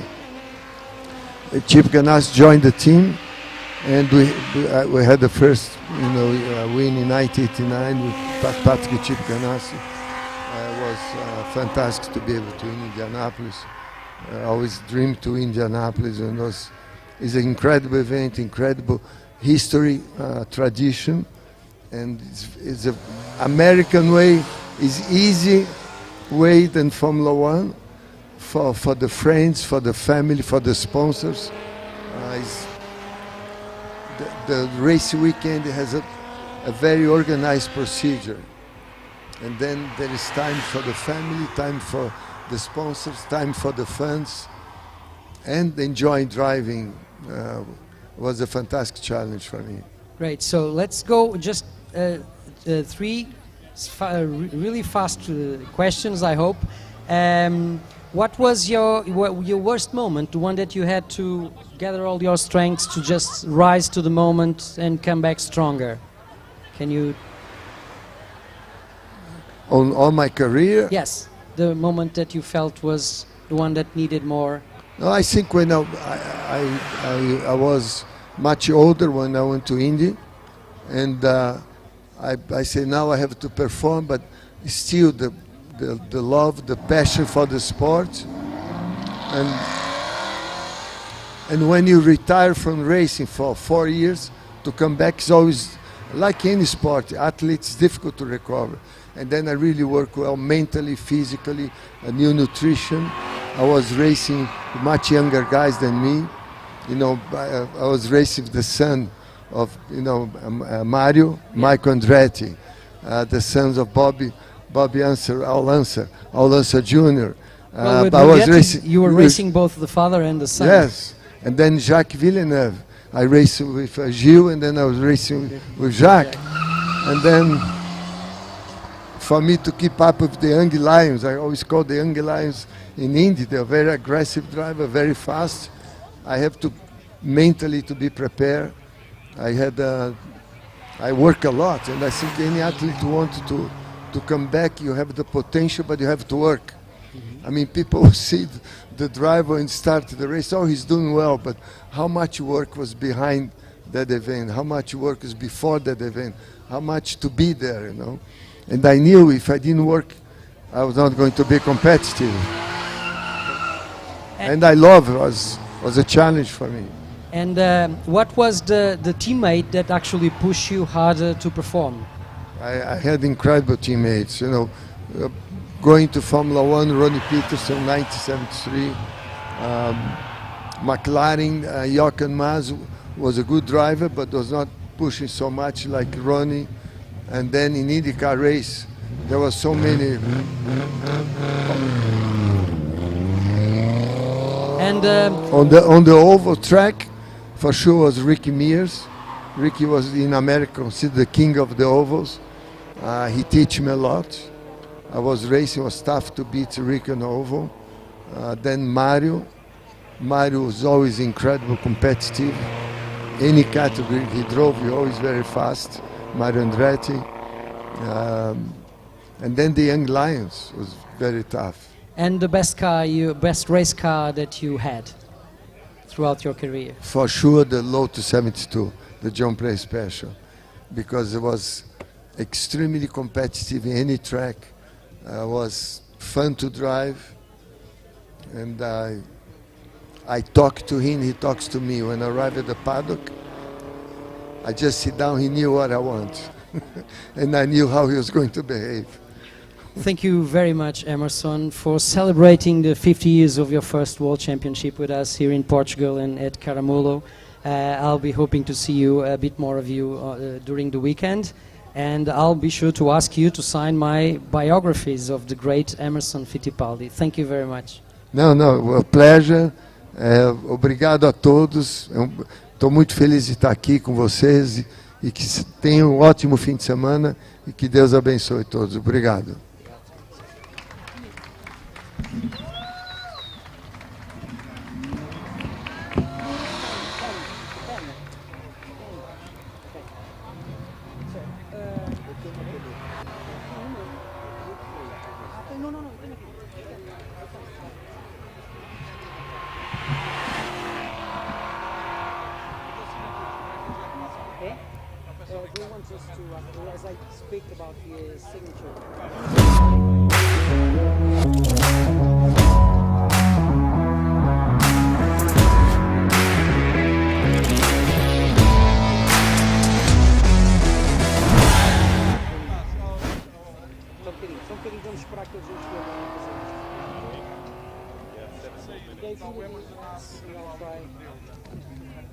This one will be for my friend Richard that I'll present to you later.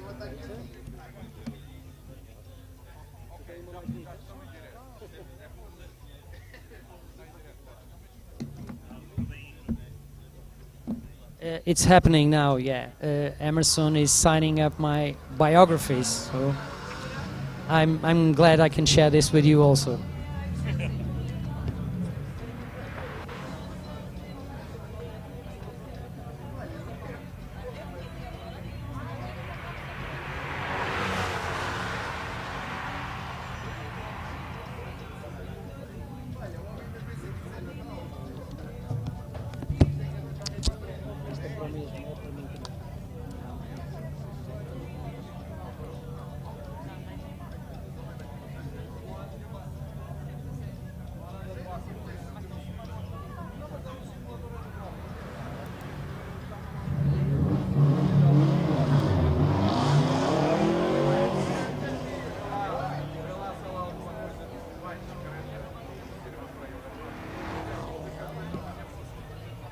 Thank you so much. What an honor. And thank you very much. We'll be getting back with you later on, while the Caramulo Motorfestival just goes on and on with more and more cars climbing the hill. So, see you in a bit. Bye-bye.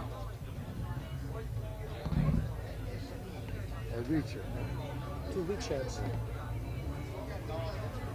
Ok, vamos fechar dentro de e dizer que amanhã estamos de volta no mesmo horário.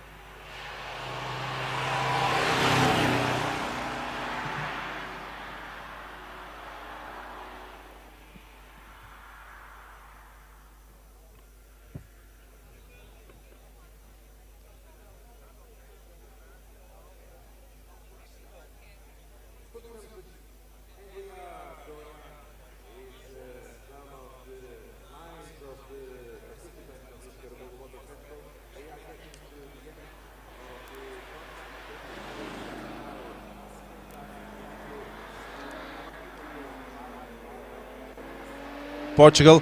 Adelino, it was fantastic 2 hours that we spent here with our viewers on Motorsport TV. Yeah, I'm usually a very calm person, but interviewing Emerson Fittipaldi is actually made me a bit shaky. So, Yes, but, it's an idol from the times that we started to see motorsport and listening to the stories. And Emerson is actually the world champion of my year, because I was born in 1972. So I also celebrate 50 years this year. And it was really great to have Emerson Fittipaldi actually to speak a bit here with me and sharing this with all of you. Okay, it was a pleasure to be with you, so we will say goodbye from now from Caramulo, and appointment is done. Tomorrow we will be back, same time, for an extra quality time live from Caramulo Motorfestival. Glad to be with you, thank you very much. And see you tomorrow.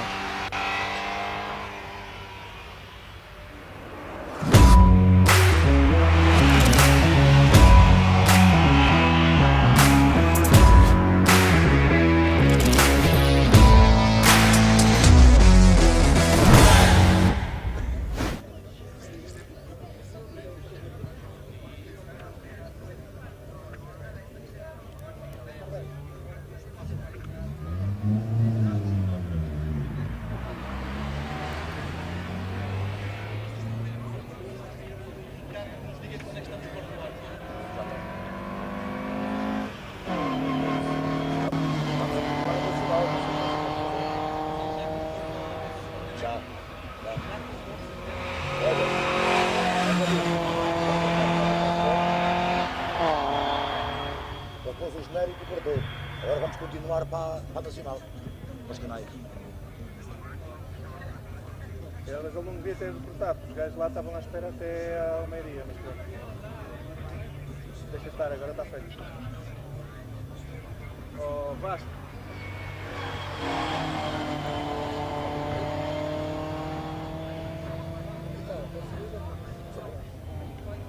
Já passaram mal os meus livros.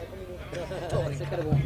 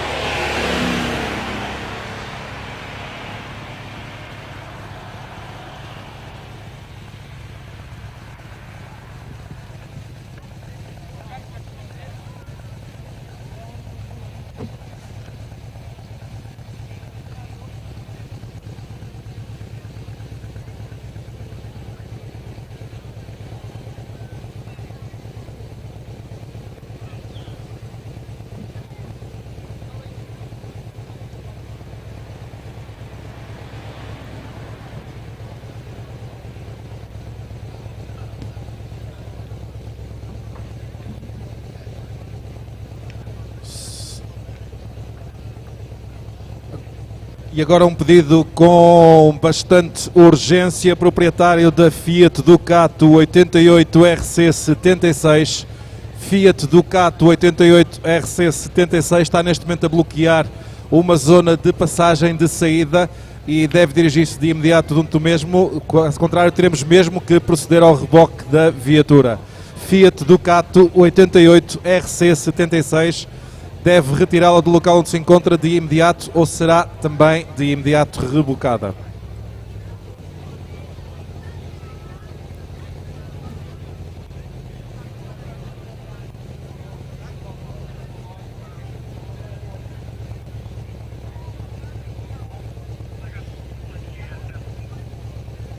Também o proprietário da viatura de marca Porsche 62 UD22, Porsche 62 UD22, deve também remover de imediato a mesma do local onde se encontra.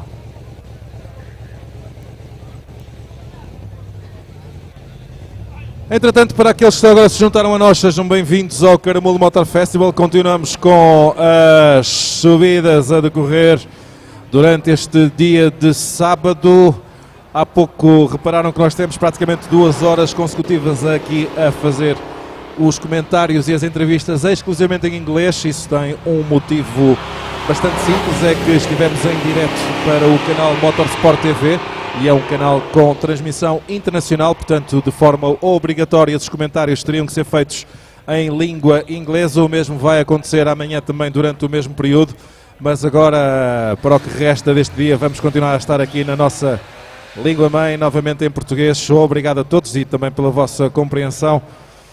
Alguns foram percebendo, outros nem tanto, mas vamos tentar também repetir algumas das entrevistas que fomos fazendo aqui agora também em língua portuguesa para todos vocês, e vamos continuar também em live stream nos canais sociais do Caramulo Motorfestival, obviamente aí já em apenas língua portuguesa também durante este dia. Se quiser vai também ter acesso a algumas das imagens. Nós daqui a pouco vamos retomar então esse live streaming. Para já aqui uma pequena pausa para as questões técnicas serem resolvidas e podermos novamente então retomar os comentários normais para si que nos veio visitar, e desde já o nosso muito obrigado pela sua presença aqui no Caramulo. Vamos continuar com as subidas, voltamos até si dentro de momentos.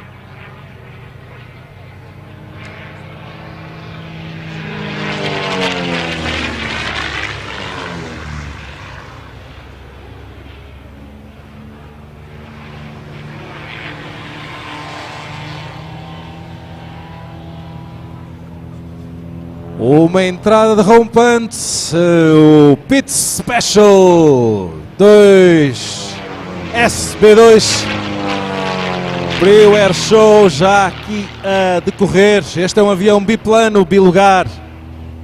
Todos os anos tem marcado presença aqui connosco no Caramulo Motorfestival. Agora a passagem aqui para o 8 cubano, entra no looping, vira. E a retomar novamente o CSD é o registro deste Pit Special. Um avião com motor radial, com um pouco mais de 300 cavalos, um motor Lycoming. Potência que chega e divertido, muito divertido.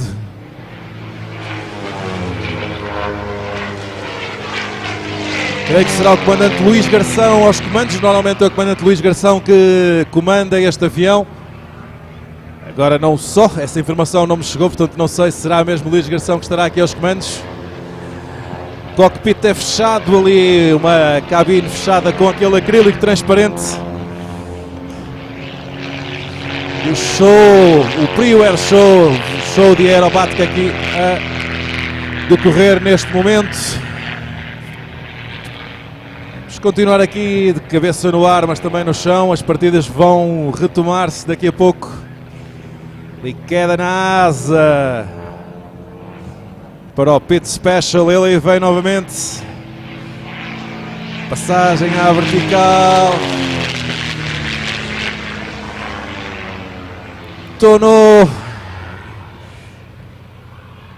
Tonou com paragem ali no meio, executar aqui alguns números, novamente a puxar tudo, a entrar ali na subida, quase ao ponto do stall, da perda, e a entrar novamente, queda a cauda, entrada para o novo looping. Agora ali entrar em perda, já não vai subir mais, quase parado, e a tail stall a virar e a entrar novamente em voo picado.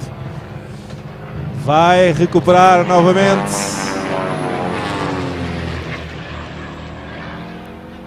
Este é um avião construído especificamente para aerobática em termos do desenho deste chassi. Foi feito baseado nos aviões biplanos pré-guerra. Muito divertido, aguenta até bastante acima ali dos 7, 8 Gs, embora o teto de segurança seja aos 6 Gs de pressão. As sensações que se sentem a bordo destes aviões são fabulosas.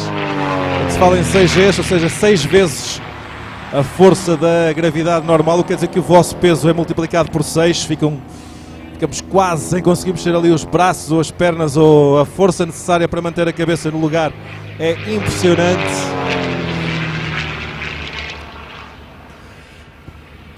Este fumo não é nada poluente, também fica essa informação. Isto é apenas parafina líquida, e parafina é um produto que, em termos de ecológicos, não tem as mesmas propriedades de poluição que outros produtos. Totalmente biodegradável, e portanto esta parafina líquida é injetada diretamente no tubo de escape do Pit Special e provoca então este fumo que, conforme dissemos, é totalmente sustentável, é biologicamente neutro.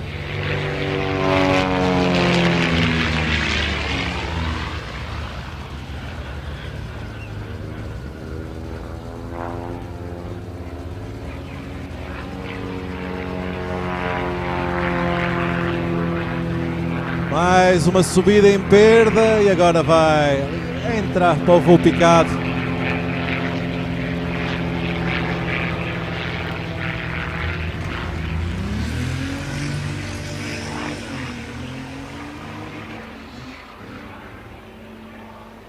Vai preparar seguramente mais aí uma passagem. Pit Special SB2 vai regressar aqui seguramente. Sim, esperamos. Ainda falta a despedida. Ele normalmente despede-se sempre aqui com uma passagem mais lenta e com o abanar das asas.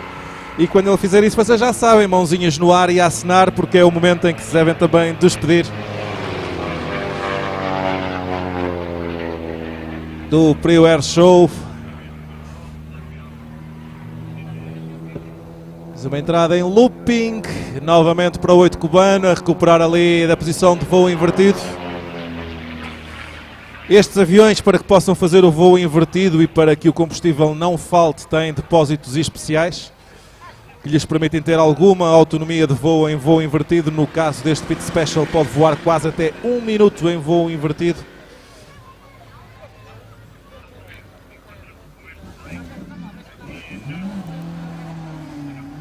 Um avião também utilizado para instrução de voo de aerobática. Avião que está normalmente sediado em Cascais. E é lá também que a empresa que se chama mesmo Aerobática está sediada e onde podem também marcar os vossos voos de acrobacia aérea. É uma experiência única, posso-vos garantir.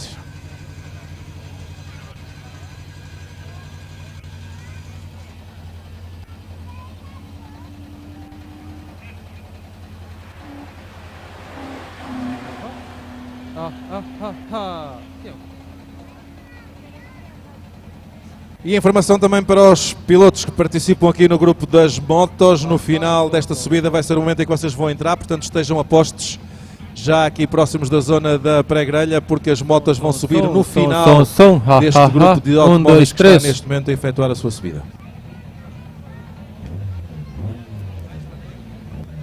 Som.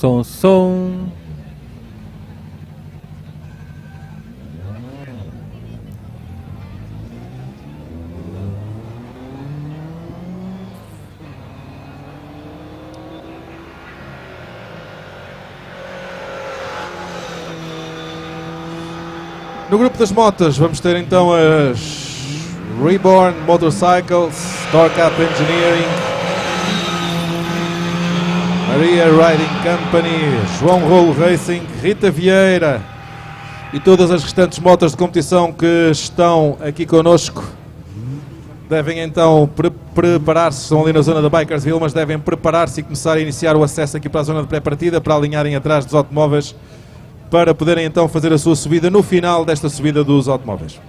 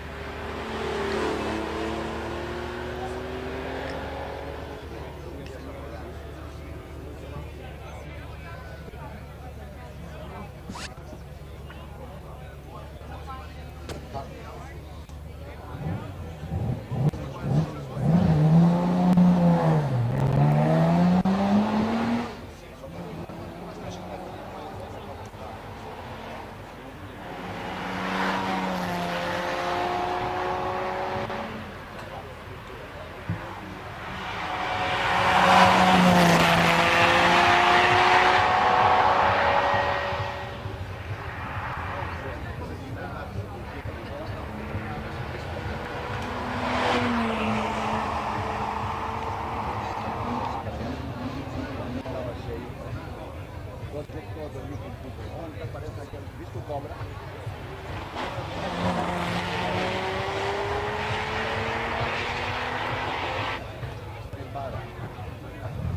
Estava treinado com o carro. Os senhores ficaram assustados pelo que lá dizia. Ele não acaba de casar, tem que esperar aqui.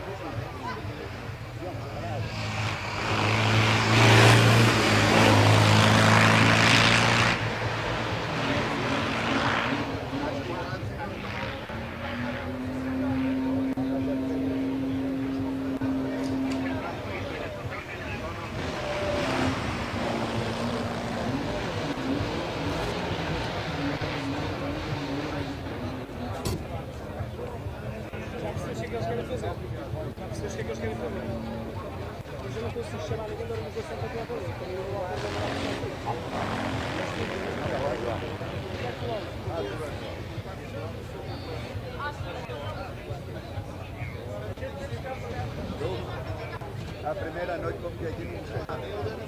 Já foi o primeiro ano.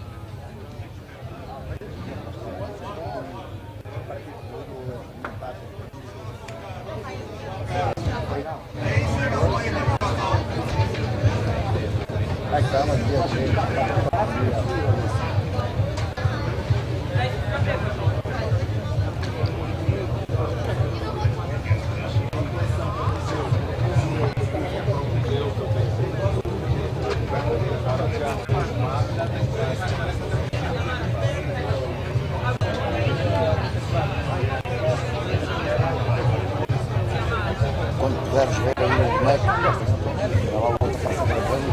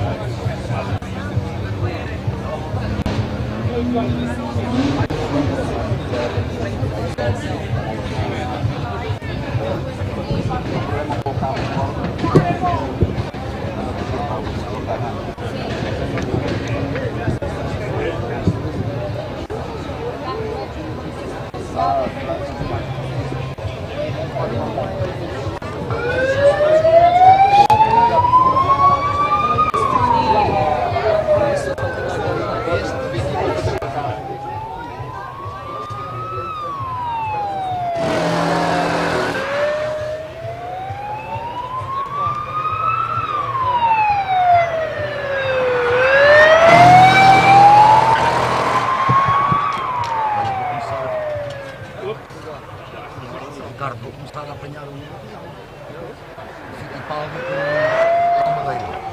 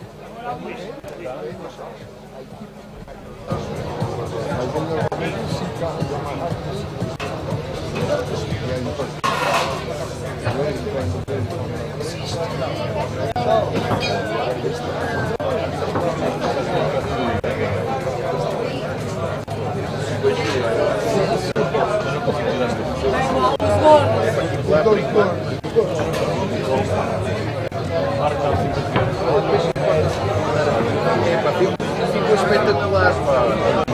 É pá, se não te importares, pode ser, ó pá. Se tiveres que divulgar, ficar à vontade. Já. Isto é funcionar. Olha, obrigado.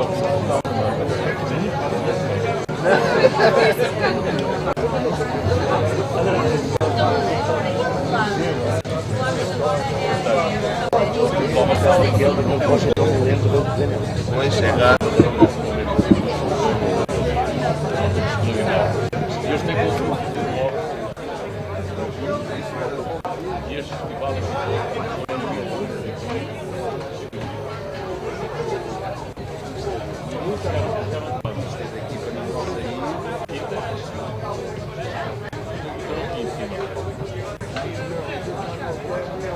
Este é dali daquilo. Onde é que está a caneta? Pensa que está ali. Este aqui, olha tão fixe. Bom.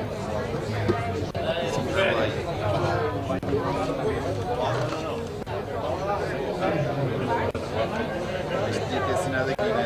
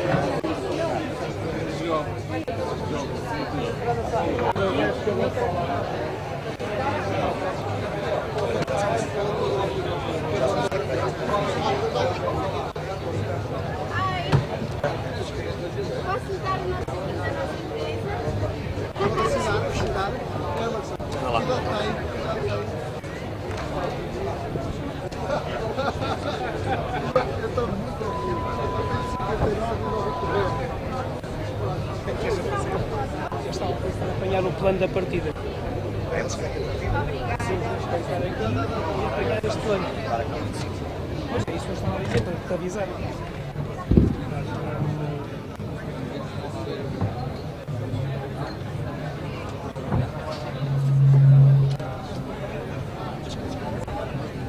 Sim, vamos já estar a dizer.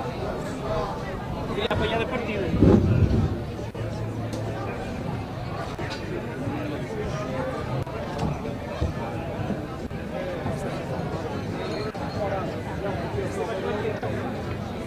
Olha, a lista das coisas. Eu sempre vou comprar para apanhar essa partida. Não é sentado. Não é sentado. Não é muito. É para isto aqui para depois para perto. ficou já para a festa. Só para ter este partido. É, aqui da partida. Pois, para enquadrar, se calhar vai ter que estar mais bem. Só de pé. Vai ter que estar aqui assim meio de acho que vou ficar.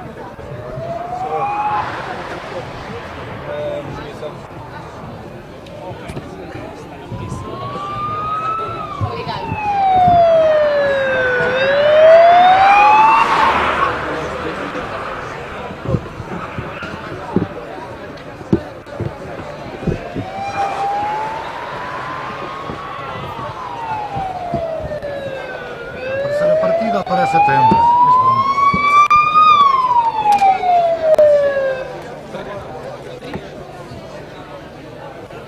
O ambiente só assim. Então temos que esperar agora.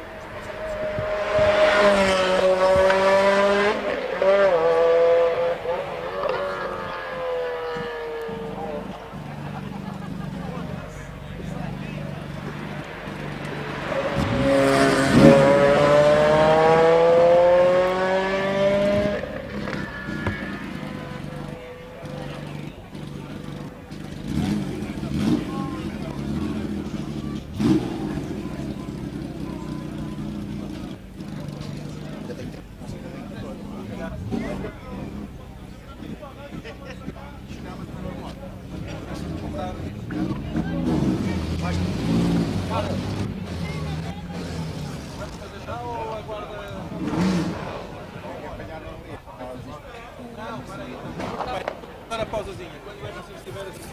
Mas ele não está? Está bem.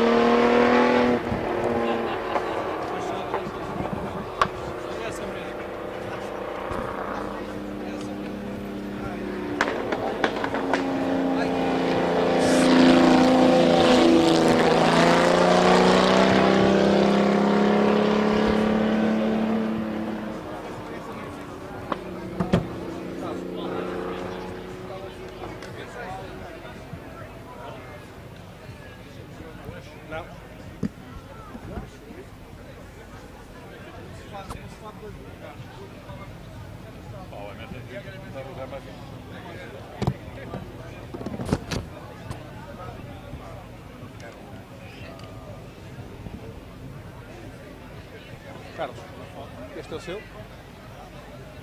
Está aberto já, cuidado. É o que dizemos.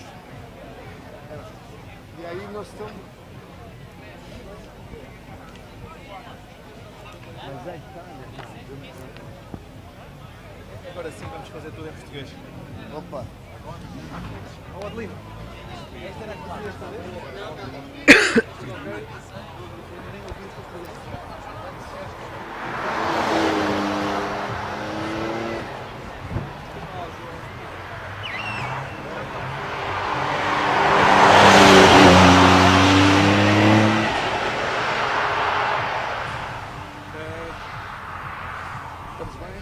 Pode ficar mais para trás, mais relaxado. À vontade.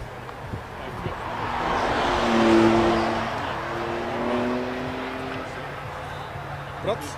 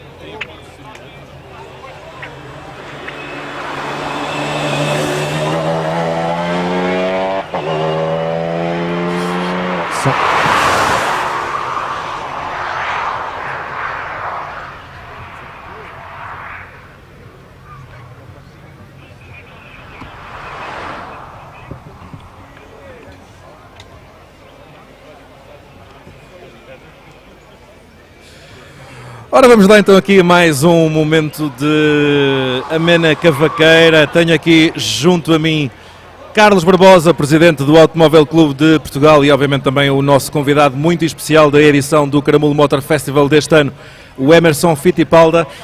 Nós já falamos com o Emerson há pouco em inglês, quando estávamos em direto com a Motorsport TV, mas agora sim, na nossa língua-mãe, conforme falamos há pouco, é muito importante preservarmos aqui o nosso português.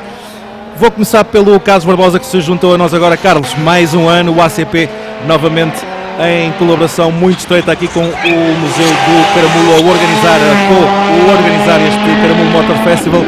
A festa está montada, estamos de volta agora com toda a gente, com alguma limitação este ano, temos de ter as pessoas aqui em baixo pelas regras que estão vigentes, mas a festa não para, muita gente, fantásticos carros e fantásticos convidados. O ACP, mais uma vez presente.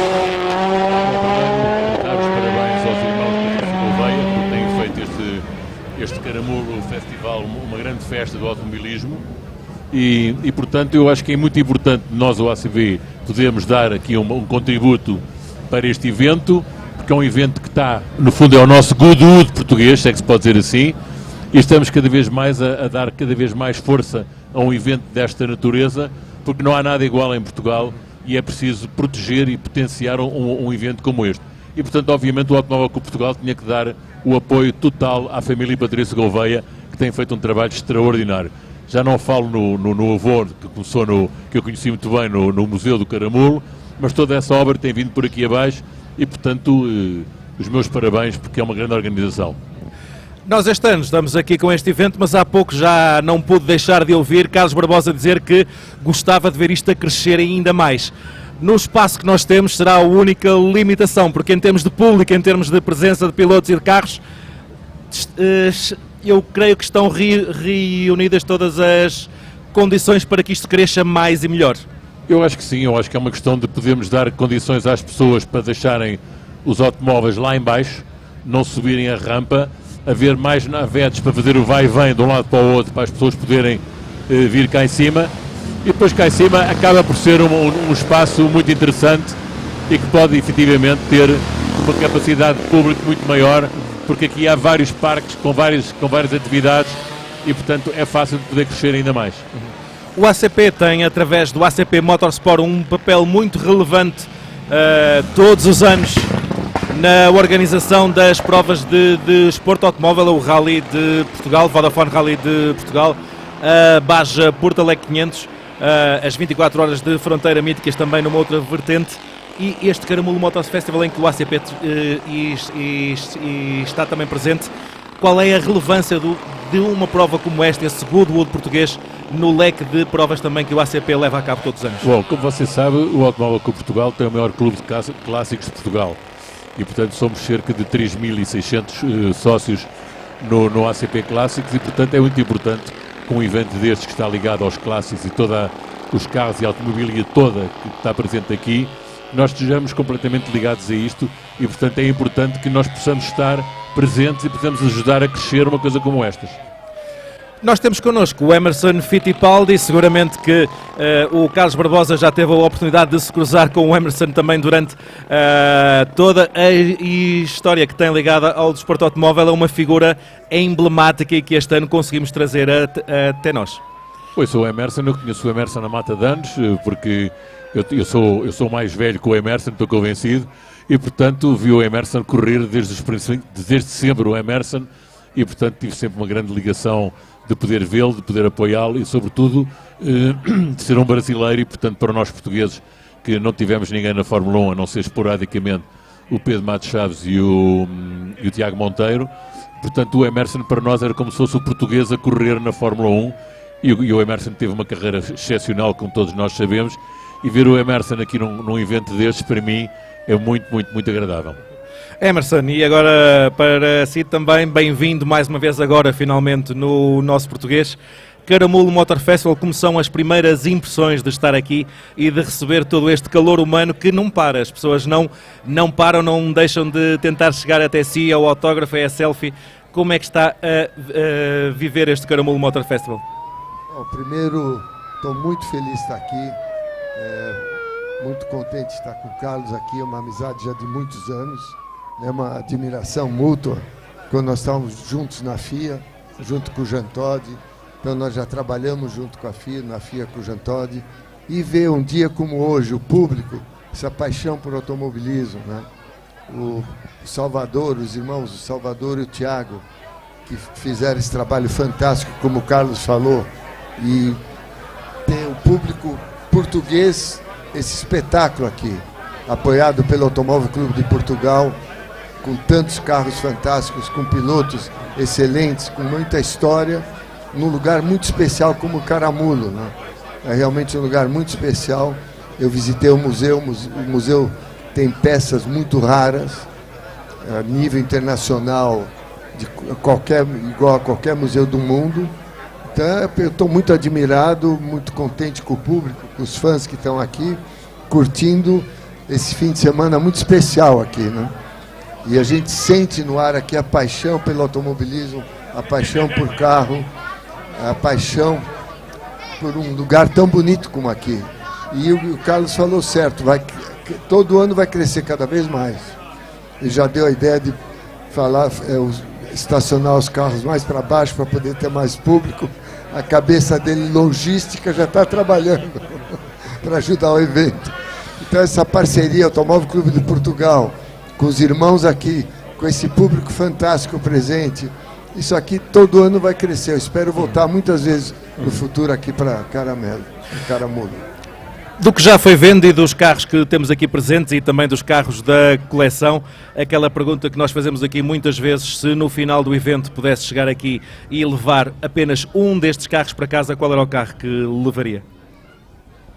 Olha, de tudo que eu vi aí, eu testei ontem. E aquela Bugatti 1937, que o Salvador pilotou, eu e o Emo, com os filhos dele, para a gente conhecer a pista, né? A subida de montanha. Espetacular aquele carro. porque você é um carro clássico dos anos 30, lindo, a tradição da Bugatti, que tem um acabamento, uma tecnologia na época muito avançada. Aquele carro é espetacular, minha opinião.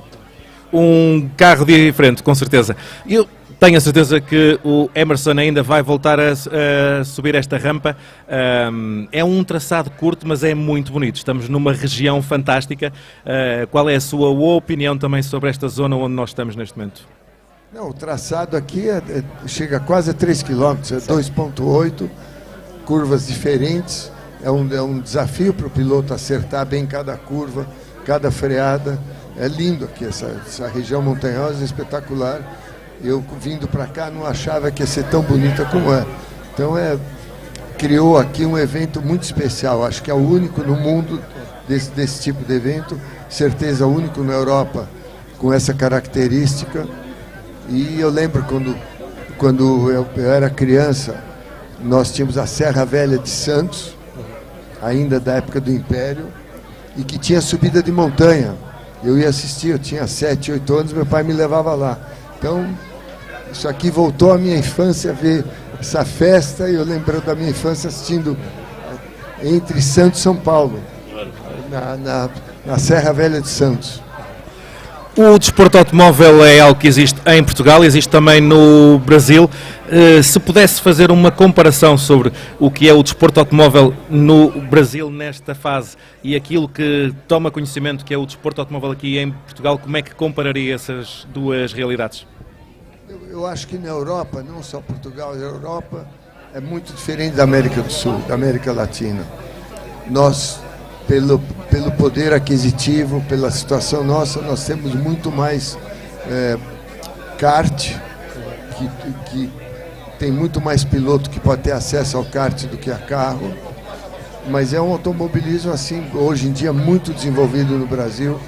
O novo presidente da Confederação, o Giovanni Guerra, é um rapaz muito jovem, muito dedicado, está ajudando muito o automobilismo. E eu acho que a paixão do Brasil, que era muito por futebol, agora também tem automobilismo. Aqui em Portugal também, né? Sim. Futebol, depois automobilismo. São os dois para pares e sempre a disputar as audiências. Aliás, uma das coisas que é importante ver no desporto brasileiro é que efetivamente nós vamos ver em Inglaterra as corridas de Fórmula 4, Fórmula 3, Fórmula 2, ou em qualquer país, há sempre pelo menos 3 ou 4 brasileiros lá a correr, porque são realmente pilotos muito bons, são pilotos que vêm do karting e que têm uma grande paixão e que seguem a carreira, têm mais capacidade financeira do que em Portugal, porque está mais patrocinadores no Brasil para os ajudar a subir a carreira, e portanto é sempre muito bom ver brasileiros em todas as fórmulas, em todos os circuitos. Okay. E o Brasil já nos habituou a lançar grandes valores. Nós temos muitos exemplos de pilotos brasileiros que chegaram então a esse patamar máximo das disciplinas automóveis, que é a Fórmula 1.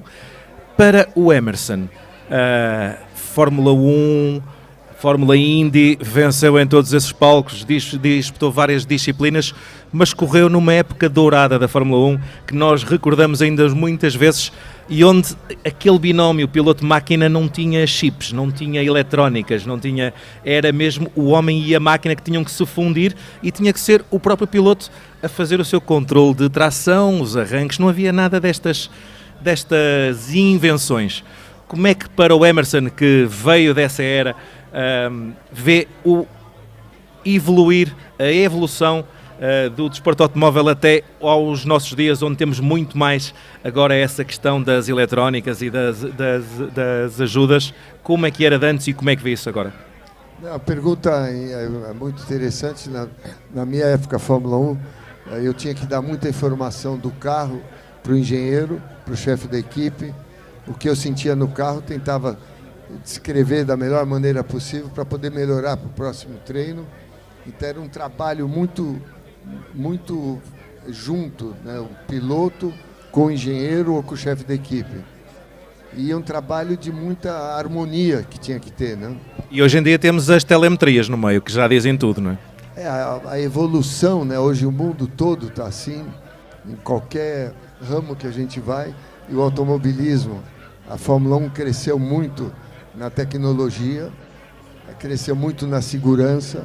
Os carros são fibra de carbono hoje, que tem uma proteção muito maior para o piloto, a gente vê os acidentes. E o desafio dos pilotos jovens, né? O Emo está aqui, o Emo Júnior está com 15 anos, correndo de Fórmula 4, e ele já com 7 anos no kart, já tem um começo de telemetria. Imagina, quer dizer, o menino já começa crescendo. Ainda mal sabe ler e já está a olhar para os gráficos das rotações. E a evolução, e você tem que aprender, porque agora isso é o caminho que você tem que seguir. E ao mesmo tempo que facilita o piloto, que não tem que dar tanta informação, mas o piloto tem muita informação para trabalhar na cabeça dele. Então é um desafio diferente. É tanto, eu chamo analytics, que tem hoje na Fórmula 1, em qualquer categoria do automobilismo. Você dá algumas voltas, você para no box, aí você vai examinar toda com número, né? Aonde você freou, aonde você acelerou, como que está a tração, é tudo com número, não tem erro. E eu fiquei impressionado, em Mugello, o Emo estava testando há um ano atrás, com a equipe VAR, uma equipe holandesa, e eu estou na sala dos engenheiros ouvindo, ele tinha 14 anos quando ele estava testando. E aí o engenheiro falou, ó, Emo, na curva 1, logo depois dos boxes em Mugello, Fórmula 4 chegava a uns 210, 220. Ele falou, você tem que frear 4 metros para frente. Eu pensei comigo, isso é brincadeira. Como que o piloto vai analisar 4 metros? Mas hoje eles têm que analisar. E tem que chegar a essa precisão. Então a gente vê, numa prova de classificação hoje, os tempos são muito juntos. Certo. Em 2, 3 décimos, às vezes tem 10 carros. Imagina a precisão do piloto. É um desafio novo para eles. A nossa época era muita informação que pilotos tinham que dar. Hoje em dia o piloto recebe muita informação, o cérebro tem que absorver essa informação, analisar, sair na pista e fazer com aquilo que... Então é difícil. Eu tenho muita admiração da cabeça e do cérebro do piloto novo, da juventude nova. É um desafio muito difícil, porque eles analisam a cada centímetro da pista como que ele guiou. E na minha época não era. Na minha época o engenheiro perguntava, e aquela curva rápida, como que você está fazendo? Ah, aquela curva eu faço pé embaixo, fácil. Era mentira. Hoje você não pode mentir. Fica lá tudo. É tudo no número, né? Número não mente. 2 mais 2 é 4, não é 6. Então é um desafio diferente hoje para o piloto. Então essa geração nova, apesar às vezes a imprensa falar, na época era mais o piloto, é diferente o desafio.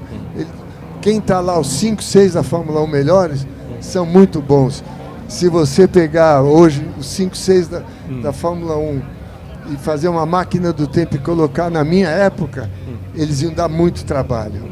Porque eles são muito talentosos, sem dúvida. Okay.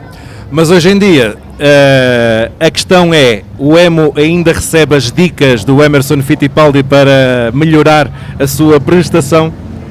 Olha, ele recebe, mas eu sempre tento colocar um coach.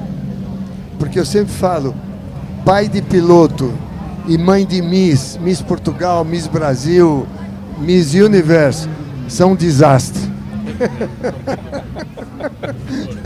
É fácil perceber. Manter uma distância e deixar que as coisas aconteçam então com o ritmo e com o curso que tem que levar. Emerson. Qualquer pai de piloto fica muito emocionado. Por mais experiência, eu quando o Emo entra na pista, fico muito emocionado. Mexe com qualquer pai, é difícil controlar. Exatamente, também passo pelo mesmo, portanto é exatamente igual. Portanto, qualquer pai que tenha um filho a correr, depois com o calo vai arrefecendo. Mas quando ele está no carro e aqueles 5 segundos antes, é sempre um dos nervos muito grandes. Ok. Eu não ia terminar esta entrevista sem pedir a cada um que se despeçam do nosso público, neste caso desta entrevista e que deixem ficar aqui umas palavras para todos aqueles que se juntaram a nós aqui no Caramulo Motorfestival, para que possam também aproveitar e tirar partido. Connosco tem então Carlos Barbosa do Automóvel Clube de Portugal e o Emerson Fittipaldi. Vamos fechar isto aqui de uma forma muito amigável e voltar as nossas atenções de novo para a pista. Bom, eu espero que todos estejam a divertir. Isto é um evento extraordinário. Convém virem mais vezes este evento nos próximos anos e, sobretudo, vasculharem todos os cantos deste evento, porque este evento não é só aqui a partida e não é só aqui esta rampa. Tem muitos eventos aqui à volta que é fundamental vasculharem e procurarem bem, porque há aqui coisas extraordinárias. Okay. E Emerson? Não, eu concordo, tudo que o Carlos falou. É um evento que vai crescer. Os irmãos, o Salvador e o Thiago estão de parabéns. O Automóvel Clube de Portugal está de parabéns. E eu, pessoalmente, estar aqui em Portugal, ver os irmãos portugueses, que são irmãos nossos, né, irmãos dos brasileiros. Eu me sinto em casa. Eu fico muito feliz da torcida, do apoio que eu tenho aqui em Portugal, que eu sempre tive. Então, só posso agradecer a torcida, o público português sempre me apoiou na minha carreira. E vamos curtir esse evento fantástico aqui em Caramulo. E eu agradeço a Deus de eu poder estar aqui. E obrigado a todos aí pela torcida e pelo apoio. Fique com Deus e vamos curtir esse fim de semana. Muito obrigado. Obrigado a todos. Vamos continuar aqui no Caramulo Motor Festival. Vamos voltar as atenções aí para a zona da partida, onde continua a atividade. E não esquecer, como disse Carlos Barbosa, visitar as áreas aqui à volta.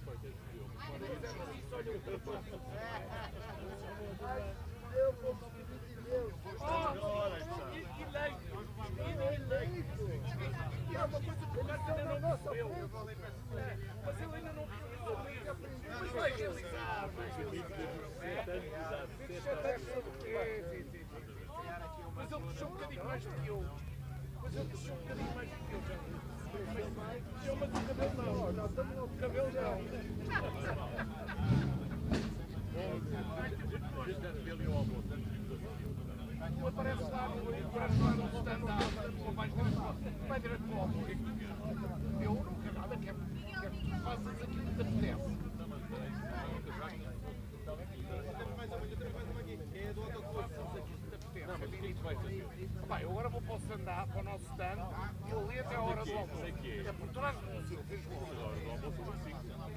Não sei que horas é que eles vão almoçar, não, para as duas. Não perguntei. Não vou ver nada, eu. Não vais visitar nada. Então, olha, já sabes, quando tiveres disponível, já lá ter. Dá-me um salto lá e depois a gente dali. Vai almoçar. Vamos almoçar, está bem? Só para dizer, para dar uma volta ao sítio, eu combinei, já, obrigado, Carlos. Eu combinei com o rapaz do buggy e ele, quando for à altura certa, vai dar uma volta para mostrar as coisas. Pronto. Sim. Diga-me agora. A entrevista curtinha para o Autoclube vai ser só mesmo a questão da... Pode ser em pé, que essa coisa é mais curta? Já estava aqui. Já foi colocado o micro. Sim, já estou sentado. Eu só já vai avisar, onde é que sai só para a região?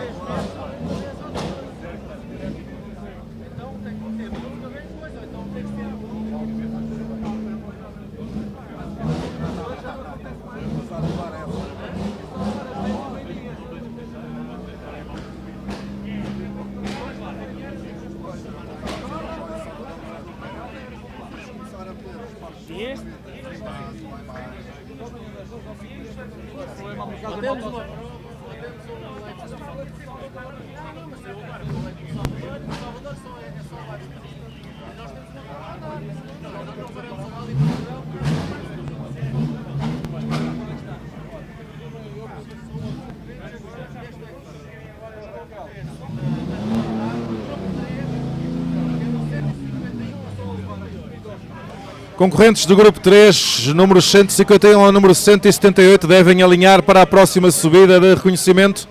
Grupo de subida número 3 serão os próximos Chronomasters, números 151 ao número 178, devem alinhar agora para a subida.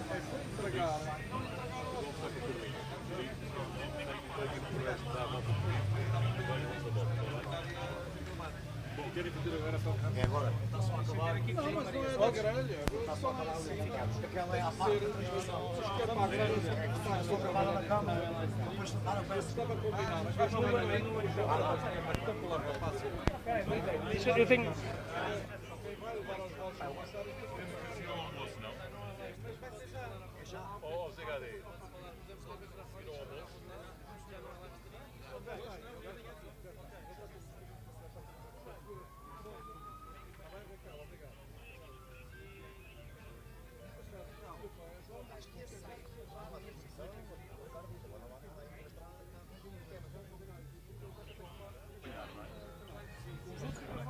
Só para a Regi neste momento.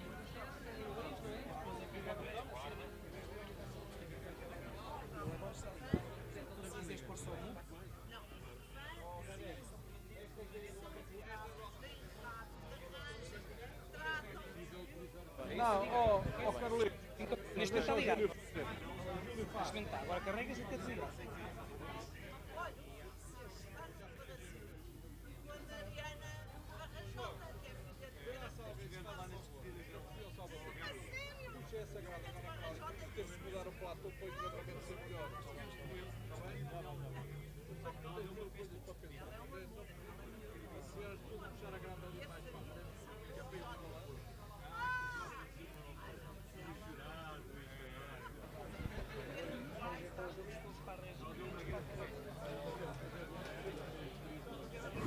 Então, estou?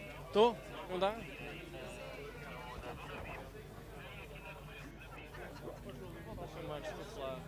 Os concorrentes, com urgência, os concorrentes do grupo 3, do 151 a 170. Atenção, concorrentes do grupo de subida 3, Chronomasters, número 151 a 178, devem dirigir-se de imediato para a zona da pré-partida para fazerem a vossa subida.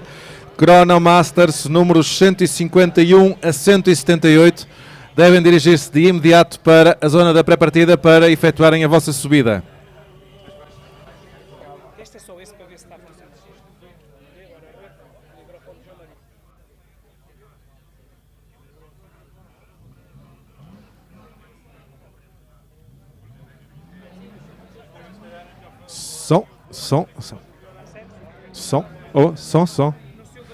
Som. Para chamadas, eu preciso aqui na linha da frente também. Ah, dava jeito na linha da frente. Olha. Mas manda aqui para a frente também.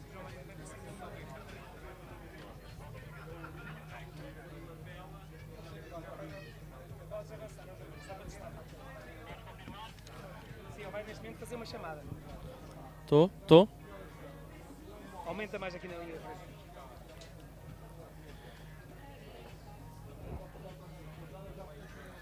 Os concorrentes do grupo 3, Chronomasters, dos números 151 ao 178, com urgência para a pré-grelha.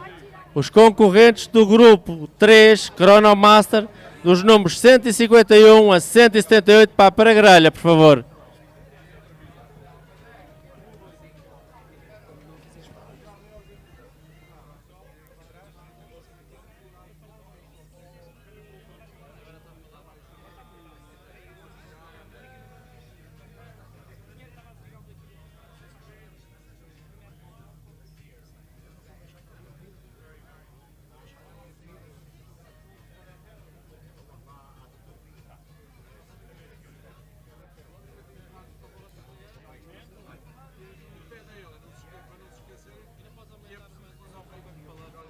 soube bem, estou aqui a estar a segundo, posso comentar. Então olha, agora